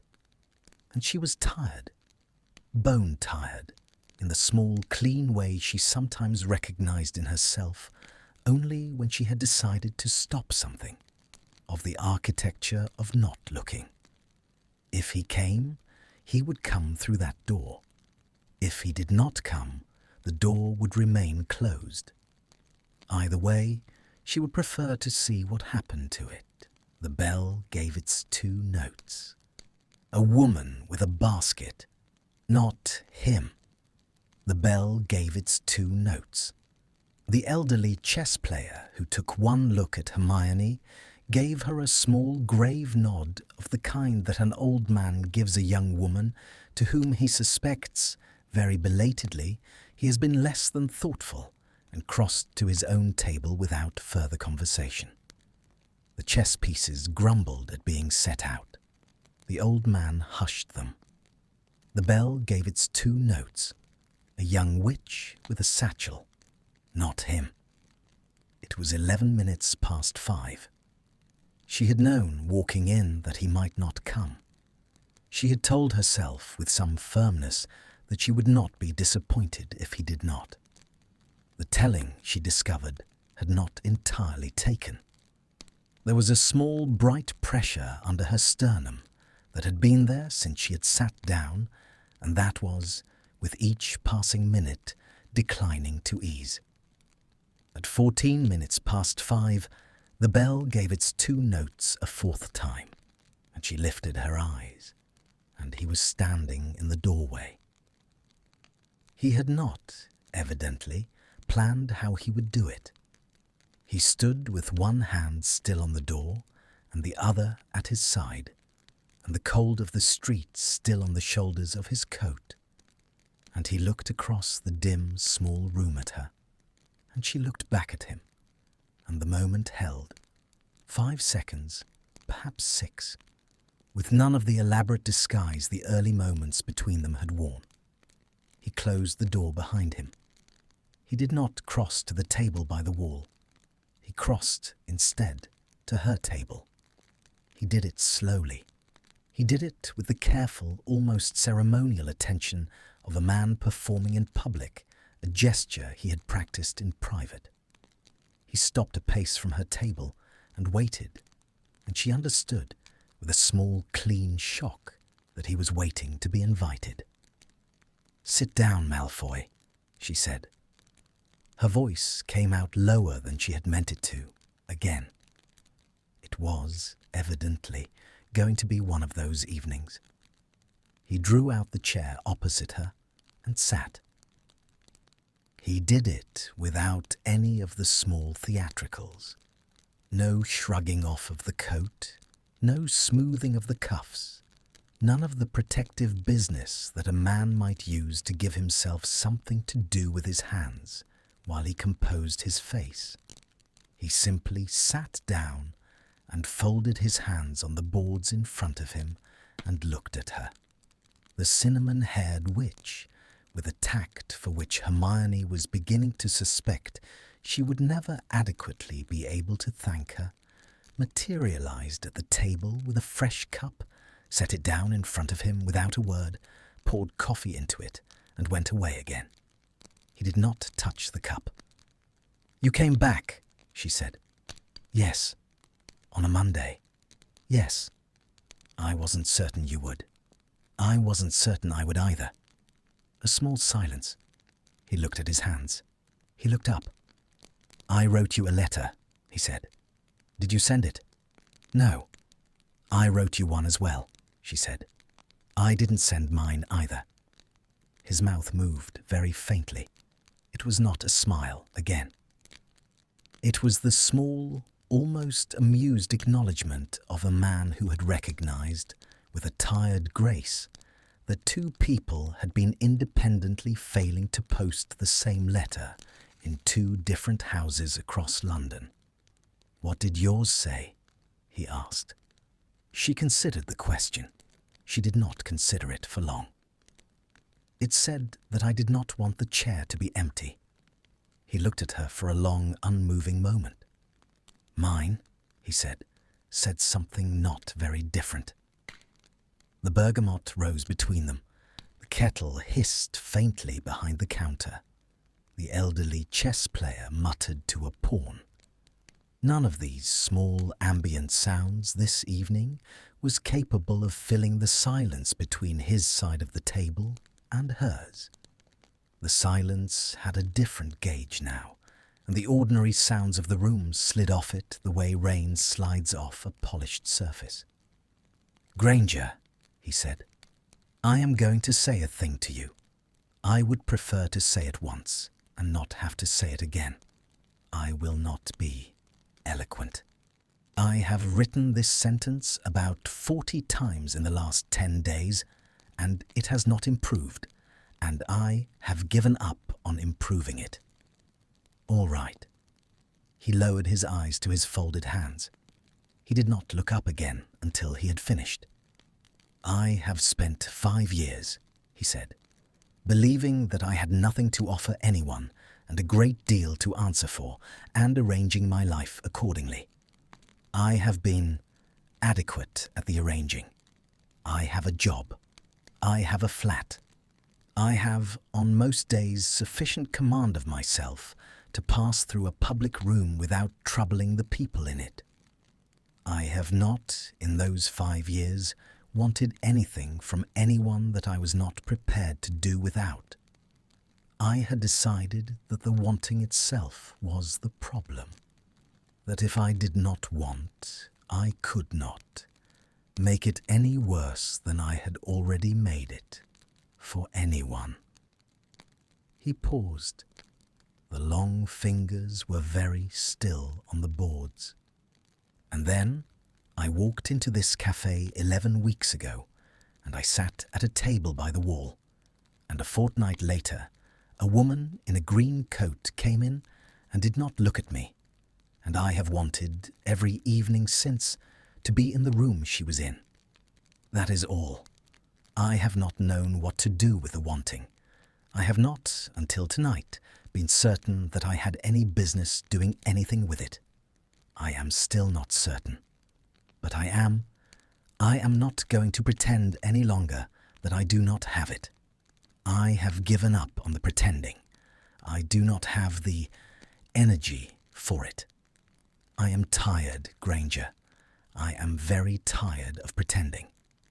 And so I am sitting at your table instead of the one by the wall, and I am telling you that I came back this evening because you were the reason I came at all, and that if you would prefer me to go and not return, you have only to say so, and I will go, and I will not find another café.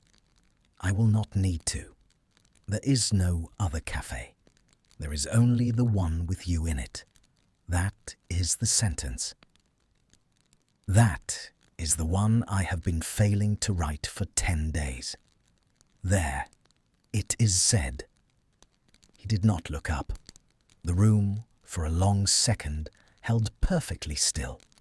The kettle did not hiss. The chess pieces did not grumble. Even the cinnamon-haired witch polishing a saucer behind the counter seemed to have suspended the small motion of her cloth. Hermione did not move at once. She looked at the long, pale hands folded on the boards. She looked at the faint, almost imperceptible tremor in the smallest finger of his left hand, the one he had not, this time, been able to disguise. She looked at the bowed head, the colourless hair fallen forward across his brow, the careful, unmoving line of his shoulders inside the dark coat. She looked at the small, chipped white cup of coffee he had not touched, and the unopened book she had not been reading, and the bergamot-scented air between them that had taken on, in the past 90 seconds, a different density entirely. She unfolded her hands from her lap. She laid them on the boards, slowly, palms down, in the small empty space between his own folded hands and the spine of her closed book. He looked up. "Look at me, Malfoy," she said. "Properly.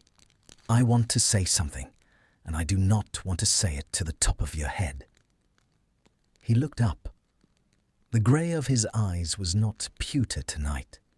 It was something nearer to slate after rain, darker, more washed, with a quality in it that she had never, in any of the years she had been seeing his face, seen there before. There was no defence in it. There was no schooled vacancy.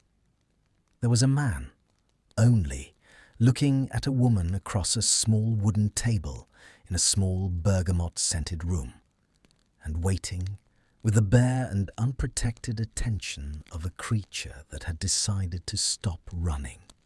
for her to tell him what she was going to do with what he had just put in front of her. "I have spent 5 years," she said, "being told by a great many well-meaning people that what I went through entitled me to certain things, to anger, to closure, to the satisfaction of having the people who hurt me come to me, eventually with their heads bowed, and ask my forgiveness.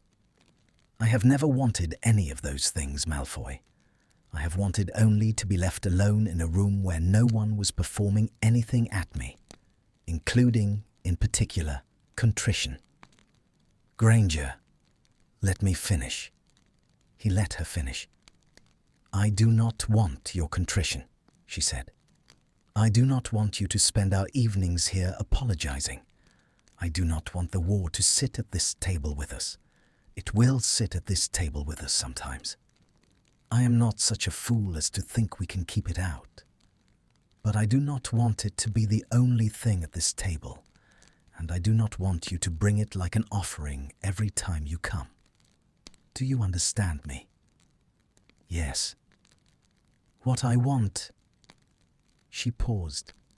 She found, to her own faint astonishment, that her voice was perfectly steady.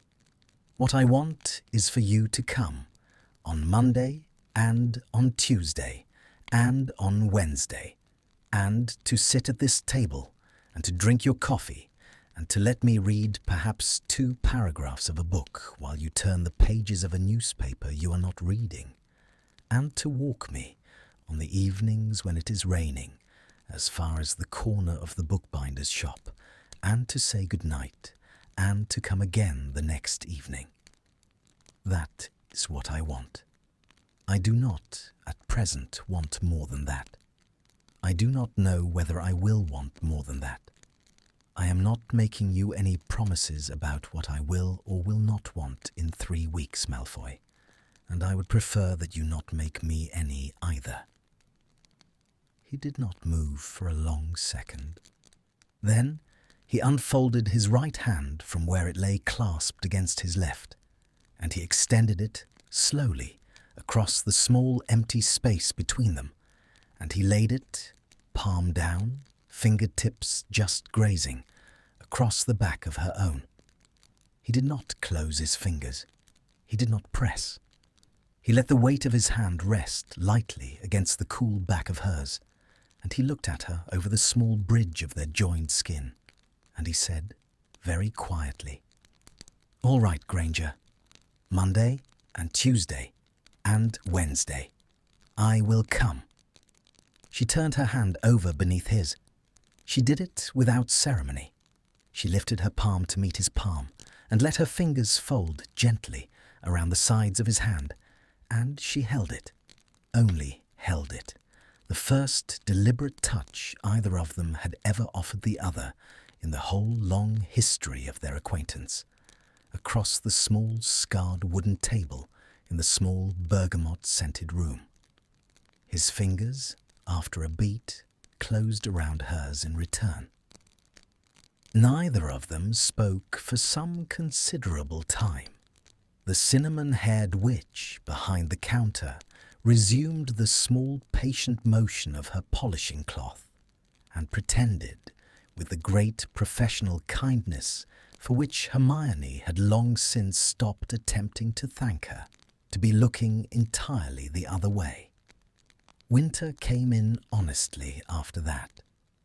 The first true frost laid itself across London on a Tuesday morning in the second week of December, silvering the iron railings of Bloomsbury and making the cobbles of the side street off Diagon Alley ring under boot heels with a new clean sound. The bookbinder added a second wreath.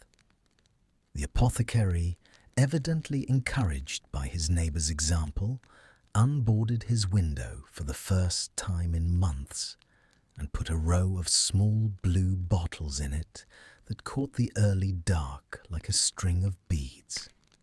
The inkwell hung a single sprig of mistletoe over the lintel, placed with such studied modesty, so far to one side, that one could quite easily walk in and out beneath it for an entire evening without noticing it was there at all.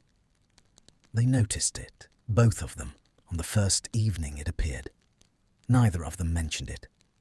The weeks settled into a shape. She came at 5.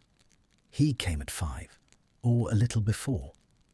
They sat now at the same table, her table beneath the second window, which had become, by a small unspoken concession on her part and a small grateful acceptance on his. Their table and the table by the wall had been ceded back to the general public, who used it with the unsuspecting indifference of patrons who could not possibly know what had once been negotiated across its scarred boards. The cinnamon-haired witch, whose name was Ine, as Hermione had finally thought to ask, brought tea to one side and coffee to the other, and on cold evenings added, without consultation and without charge, a small plate of the spiced biscuits she made on Sunday afternoons. And she had taken, by some slow and unspoken evolution, to calling them, both of them, dears, in the same offhand cheerful tone as though they had been coming in together for years. They read. He turned the pages of a newspaper. She turned the pages of a book. They read now in a way that they had not read in the early weeks, slowly, properly, without the elaborate performance of reading. The pretense had been laid down. The hour had simplified itself. There were long, companionable silences in which neither of them spoke for 15 minutes at a stretch, and the silences had a quality to them that she could only describe in the privacy of her own head as furnished. Silences that contained things, that had weight and texture, that one was permitted to live inside without the obligation to fill. They talked, in the gaps between the silences, about small things. He told her, one evening, about the long, quiet room at the top of the narrow house, and about the leather armchair, and about the small grate that had spent the autumn smelling of scorched parchment.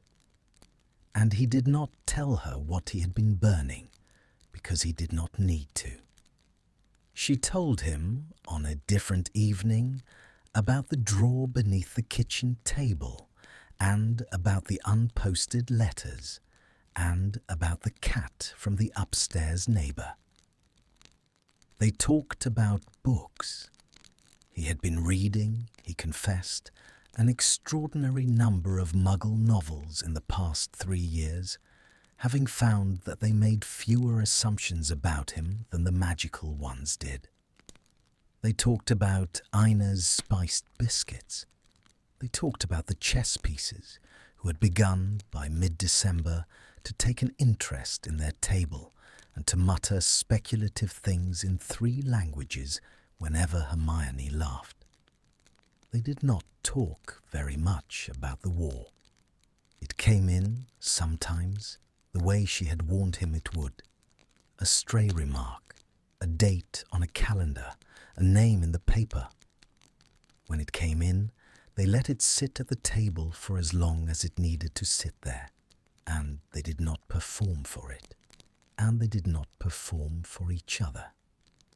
And after a while it would get up and leave, and the bergamot would come back, and one of them would, with the small grave kindness they had begun to extend each other in such moments, pour the other a fresh cup of something. His hand found hers, on the boards, more often as the weeks went on.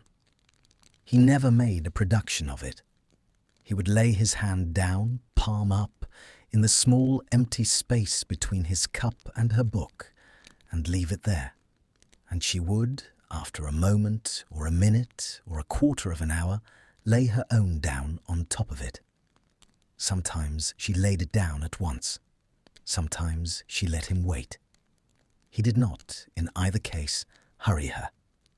He had developed, in the long bad years, an immense and quiet patience, and he applied it to her hand on a table the way another man might have applied it to a difficult line of poetry, with the attentive willingness to wait for a thing to come right of its own accord. He walked her, on the rainy evenings, as far as the corner of the bookbinder's shop, exactly as she had asked. On the dry evenings, he walked her there as well. By the third week of December, he was walking her, by a small unspoken extension, all the way to the corner of her own street in Bloomsbury, where the gas lamp threw a particular long pale stripe across the pavement that they had both begun, without ever discussing it, to treat as the agreed boundary of the walk. He never asked to come further. She never asked him to. They stood each evening in the long pale stripe, and they said their good nights, and he watched her walk the last 40 yards to her door, and only when she had let herself in and lit the lamp in the front room did he turn and walk away, back through the frosted streets towards the river and the long quiet room at the top of the narrow house. She knew he did this because she had, on the fourth evening, contrived to glance back through the curtain. She had not mentioned afterwards that she knew. There was a category of small private fact, she had begun to learn, that one accumulated about a person one was, that one was beginning, perhaps, possibly too, and that one stored quietly in some warm internal pocket and did not feel the need to bring out into conversation. The fact that he waited at the corner until her lamp was lit went into that pocket. So did the fact that the cuff of his left sleeve was, by mid-December, conspicuously mended, that someone, perhaps himself, had taken a needle to the small unravelling she had noticed on the first evening, and put it right with a row of careful, neat black stitches.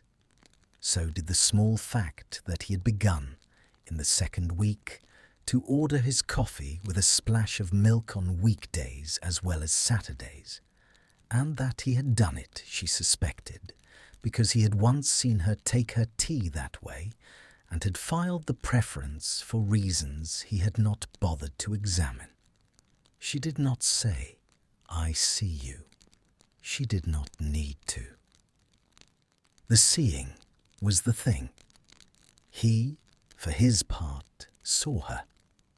He saw the way she always straightened the blue ribbon in her book 3 times before she set it down, and the way she warmed her hands around the teapot in the first 30 seconds after Ines set it down, and the small, fierce pleat that came in between her brows when she was reading something she disagreed with. He saw, on the 3rd Tuesday, that she had begun to wear her hair down. Not loose exactly, not transformed, only released from the severe knot she had worn for the 11 weeks before he had come, into a softer arrangement that fell along the side of her face when she bent her head over a page. He did not mention it. He filed it instead, in the same warm internal pocket, alongside the fact that her left forefinger bore a faint blue smudge of ink at the end of most working days, and that she had a habit, when she was tired, of resting the side of her temple briefly against her own knuckles in a small private gesture of self-comfort that he found, the first time he saw her do it, almost more than he could bear to witness without doing something about. He did not do anything about it. He waited. He had a great deal of practice in waiting. The evening it changed was the 18th of December, a Thursday, cold and very still, with the kind of high frosted clarity in the air that meant snow before morning. They had stayed later than usual. Ine had brought a second pot without being asked, and a second plate of biscuits, and had said, in passing, "There'll be weather tonight, dears. Mind your walk," in the casual tone of a woman who had been watching weather come in across this side street for 30 years and knew the smell of a first snow before the first snow had thought of itself. They had walked out into a side street, so cold and so still that the gas lamps stood unmoving on their iron arms, each haloed in a faint, perfect ring of frosted air. They walked, as they always walked now, side by side, his gloved hand brushing once or twice against her own without ever quite taking it. The bookbinder's corner, the first turning, the long, quiet stretch of Coptic Street with its closed shop fronts and its single late lamp at the far end, the second turning, the third. The familiar approach to her own street in Bloomsbury, and the long pale stripe of the agreed gas lamp, and the small ordinary act of stopping inside its light. The first snowflake fell as they stopped. It came down between them, slowly, the way the very first flake of a true snowfall always seems to come down, as if it had taken some time to make up its mind and was now arriving with a certain ceremony. It landed on the dark wool of his shoulder and rested there for a second, distinct and white, before the warmth of him took it. She looked at the flake on his shoulder. He looked at her face. The second flake fell. The third. By the fourth, snow was coming down in earnest.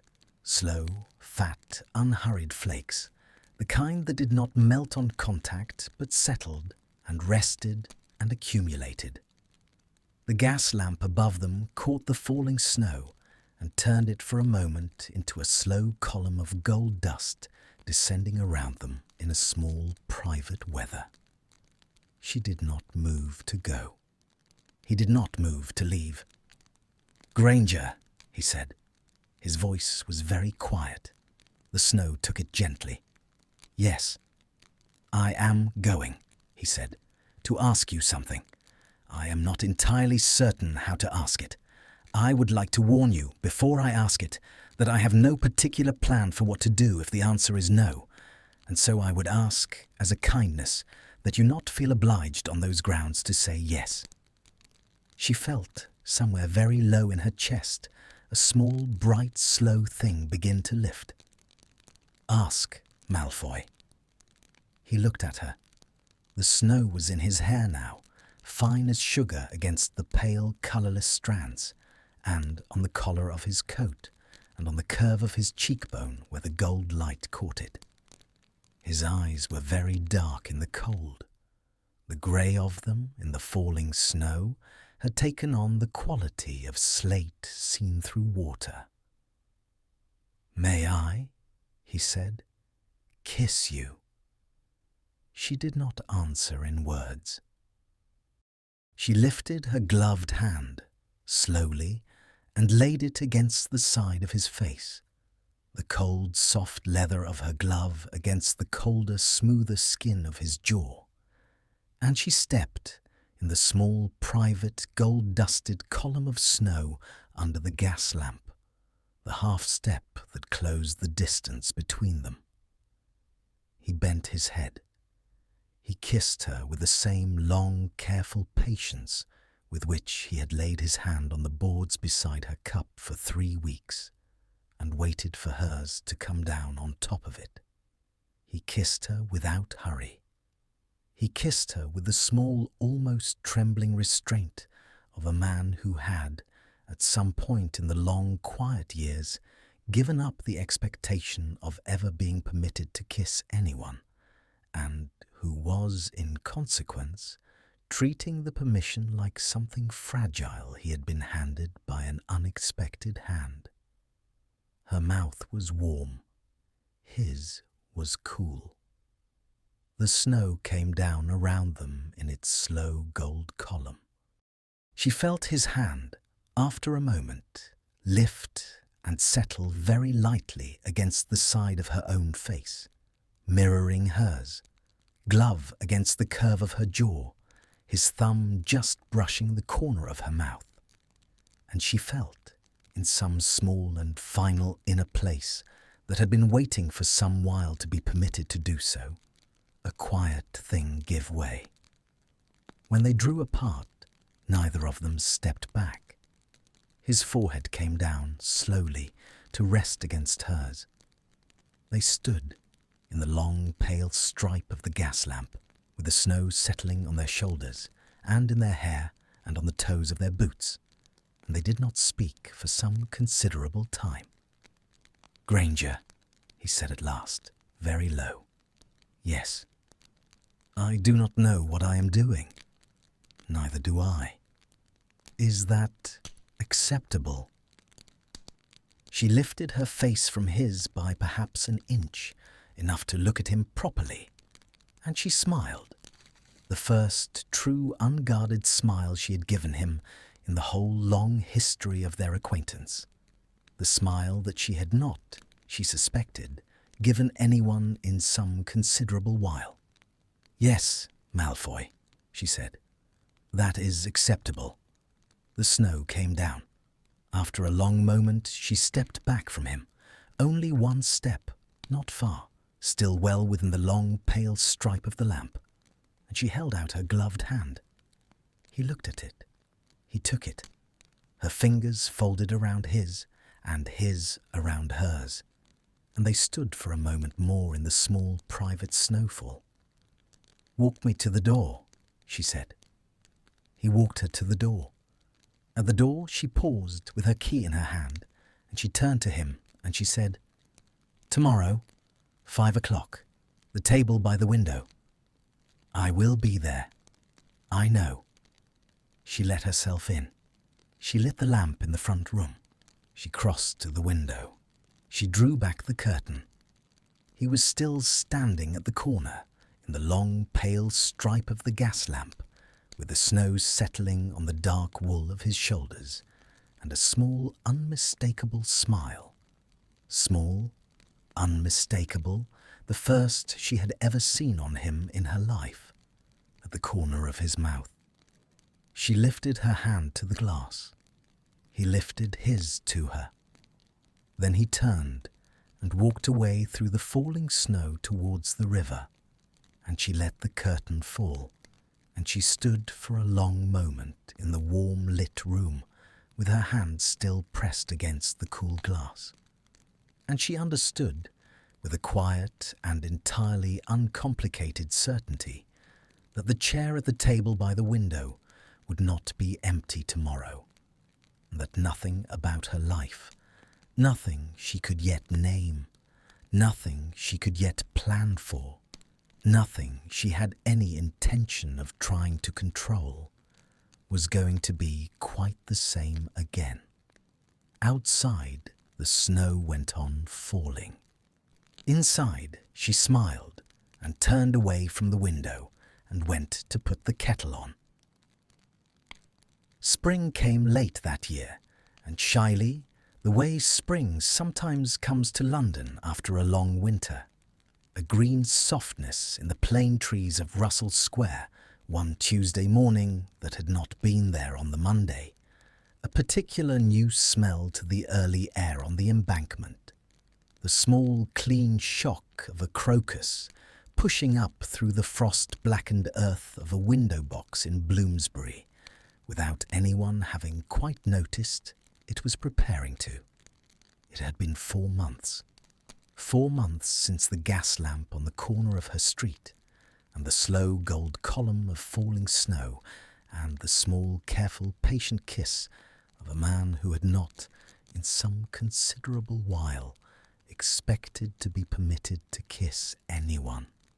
4 months of evenings at the inkwell, of Aina bringing 2 cups without asking, of the chess pieces grumbling speculatively in 3 languages whenever Hermione laughed at something Draco had said too quietly for anyone else in the room to hear. 4 months of his hand finding hers on the boards. 4 months of walks home through the frosted streets, and then the wet streets. And then, by mid-March, the streets that smelled faintly of green things waking up. There had been, somewhere in there, a first morning. It had happened with the same long, careful patience as the first kiss, and with as little ceremony. He had walked her home one Friday evening in late January through a fine cold rain, and at her door she had paused with her key in her hand, and she had not said anything, and he had not said anything. And after a moment she had simply turned the key and opened the door and looked at him. And he had, after a beat of perfect stillness, followed her inside. In the morning, the cat from the upstairs neighbour had walked along the outside of the kitchen window and looked in at the two of them with an expression of frank and unsurprised approval.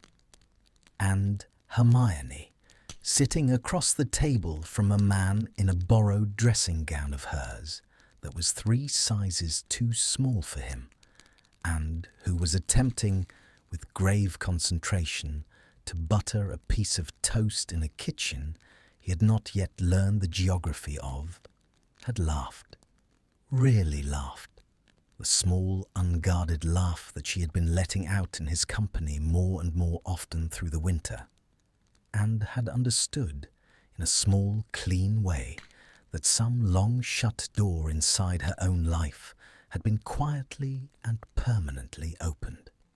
There had been, in the months that followed, the small, ordinary frictions one might have expected. He had a habit of folding her laundry to a standard she found faintly ridiculous and entirely unobjectionable.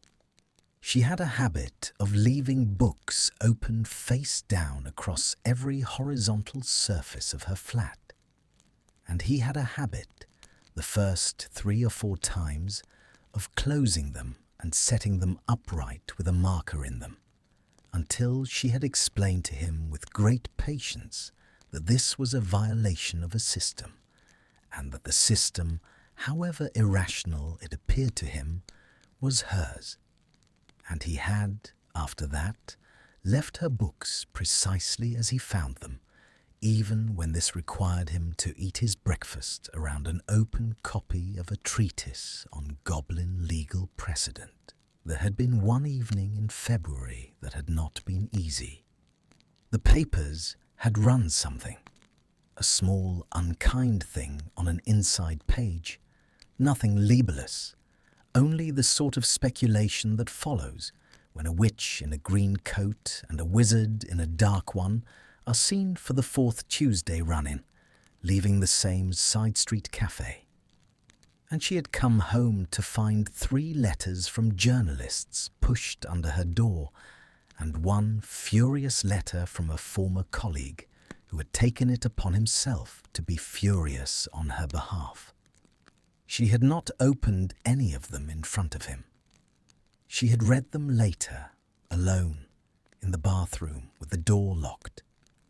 When she had come out, he had been sitting at the kitchen table with his hands folded and his face very still, and she had understood at once that he had known what was in the letters without having read a word of them, and that he was waiting, with the long, quiet patience she had come to know in him, the patience that did not push and did not flinch, to be told what she had decided.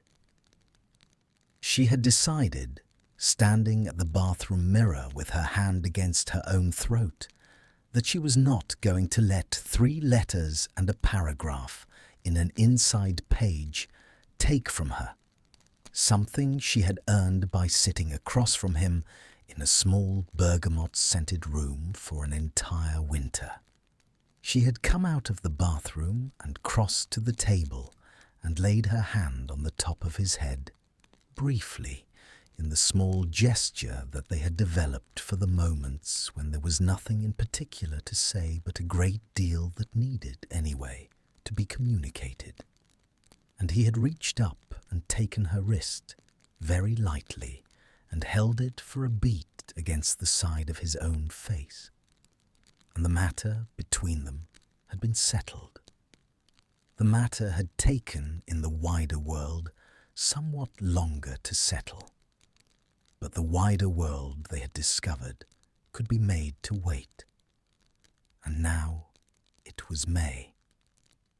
May had come in with a long stretch of unseasonable warmth, the kind of late spring week that London occasionally produces, as though to apologize for the previous 11 months of weather. The plane trees in Russell Square had opened their leaves. The crocuses in the window boxes of Bloomsbury had given way to tulips, and the tulips were threatening in the warm afternoons to give way to something even more ambitious. Ine had taken down the small holly wreath from the lintel of the inkwell, 6 months late, with the comfortable shrug of a woman who had run her own establishment for too long to be hurried by the calendar, and had replaced it with a small bunch of dried lavender that gave the doorway on the warm evenings a particular sweet, dusty smell that mingled with the bergamot inside in a way that Hermione found she had grown very fond of without ever quite having noticed the fondness arriving. It was a Thursday evening. They sat, as they always sat now, at the table beneath the second window, her table, theirs, with her book closed at her elbow and his newspaper folded, for once, completely out of sight, and a small plate of Ine's first of the season's strawberry biscuits between them. The door of the café had been propped open with a brick, the way Ine sometimes propped it on warm evenings, and through the open doorway came the soft golden light of a London May at 7 o'clock, and the distant, ordinary sound of someone, somewhere down the side street, whistling something cheerful and slightly off-key. He was looking at her across the table with an expression she had not quite seen on him before, and had been watching gather in small increments for perhaps the last fortnight. "Granger," he said. "Yes. I have been carrying something in my pocket for 9 days," he said, "and I have not been able to decide on the appropriate setting in which to produce it. And it has now occurred to me that I have been hoping for a setting more momentous than is, in fact, required, and that the table beneath the second window in the inkwell on a Thursday evening in May is, if I am honest with myself, the only setting in which it could possibly be produced without my embarrassing both of us." She set down her cup. She did not quite smile. She felt the smile gathering at the corners of her mouth, and she let it gather without permitting it, yet, to settle. "Go on, Malfoy." He reached into the inside pocket of his coat, a coat hung over the back of his own chair in deference to the warm evening, and produced a small dark velvet box. He did not open it. He set it down on the boards, exactly in the small empty space between his cup and her book, the same space across which his hand had found hers 1,000 times over the past 5 months. He left his fingers resting beside it for a moment, and then drew them back to his own side of the table. "I am not," he said, "going to make a speech. I have made one speech to you in this café, and that, I think, ought to last us both a lifetime. I would only like to say that I am not asking you, because I require anything of you that you have not already given me. And I am not asking you because I am under any illusion that the world will be kind to either of us about it. And I am not asking you because I think you owe me anything at all. I am asking you because I would very much like to spend the rest of my evenings walking you home from this cafe, and I would prefer, on balance, to have a publicly defensible reason for doing so. He paused. That is the speech, he said. It is shorter than the last one. I have been practicing. She laughed. It came out of her without any of her usual oversight. The warm, full, surprised laugh of a woman who has just been told something both entirely expected and entirely unexpected at the same time, and who has not, in that small, disarmed moment, the resources to manage her own face. Aine, behind the counter, looked up briefly, met Hermione's eye, looked down again with the small private smile of a woman who had been watching for some weeks and had had her suspicions confirmed. Hermione reached across the boards. She picked up the small velvet box. She did not open it at once. She held it in her palm for a moment and looked at him, at the pale, colourless hair, longer now than it had been in winter, falling across his brow, at the grey eyes that were not, this evening, pewter or slate, but something nearer to the colour of the sky outside the open door, at the careful, almost trembling stillness of a man who had asked, in his own way, the only question he had been waiting his whole adult life to be permitted to ask. "Yes, Malfoy," she said. He let out a breath he had, evidently, been holding. "You haven't opened the box." "I don't need to." "There is a perfectly respectable ring in the box, Granger. I went to some trouble over it." "I'm certain there is. I will admire it in a moment. Right now, I am looking at you." He looked at her. After a long moment, he reached, slowly, across the boards and took her free hand, the one not holding the box, and turned it over, palm up, and laid his own palm down over it, and closed his fingers around hers in the way that she had, over the past 5 months, come to know better than she knew the back of her own hand. "All right," he said, very quietly. "All right." She opened the box. It was a small thing, the ring, old, plainly old, a single dark stone in a setting of pale gold, worn smooth at the edges by what must have been a great many decades of being worn by other people who had loved each other in other rooms in other years. It was not the kind of ring she had imagined a Malfoy giving anyone. It was, she understood at once, exactly the kind of ring this Malfoy had decided to give her. She slid it onto her finger. It fit. "It was my grandmother's," he said. "On the side of the family the rest of them didn't speak to. She married a muggle. I thought, it's perfect." "Yes," he said, and his voice was, for once, not quite steady. "I thought so too." She leaned across the table. She kissed him in the soft golden light of a London May evening, across the small scarred wooden table of the small bergamot-scented café in the small side street off Diagon Alley, where 11 months earlier she had looked up from a battered copy of Apollinaire and seen, for the first time in 5 years, a man in a plain charcoal jumper who had not been able to look away from her either. She kissed him slowly. She kissed him without hurry. Aine, behind the counter, busied herself very thoroughly with a saucer that did not, in any objective sense, require polishing.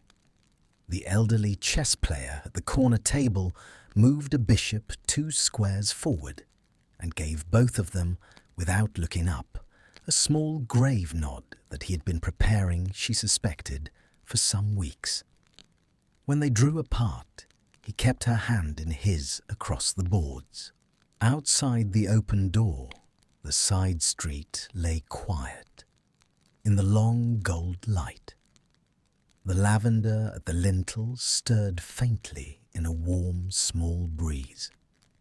Somewhere down towards the corner of the bookbinder's shop, the unknown whistler resumed his cheerful off-key tune, and the sound of it carried in through the open door of the inkwell with the easy, ordinary sweetness of any evening on any street in any city where two people had, against considerable odds, and through a long, careful winter, found their way to each other across a small wooden table and decided, quietly, to stay. "Tomorrow," she said, 5 o'clock. "I will be there." "I know," she said, and smiled at him, and did not let go of his hand.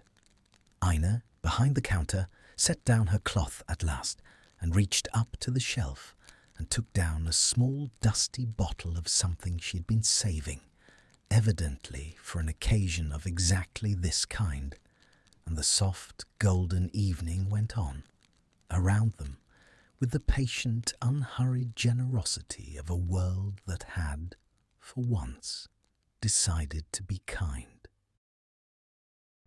So that was their story. I think about it a lot.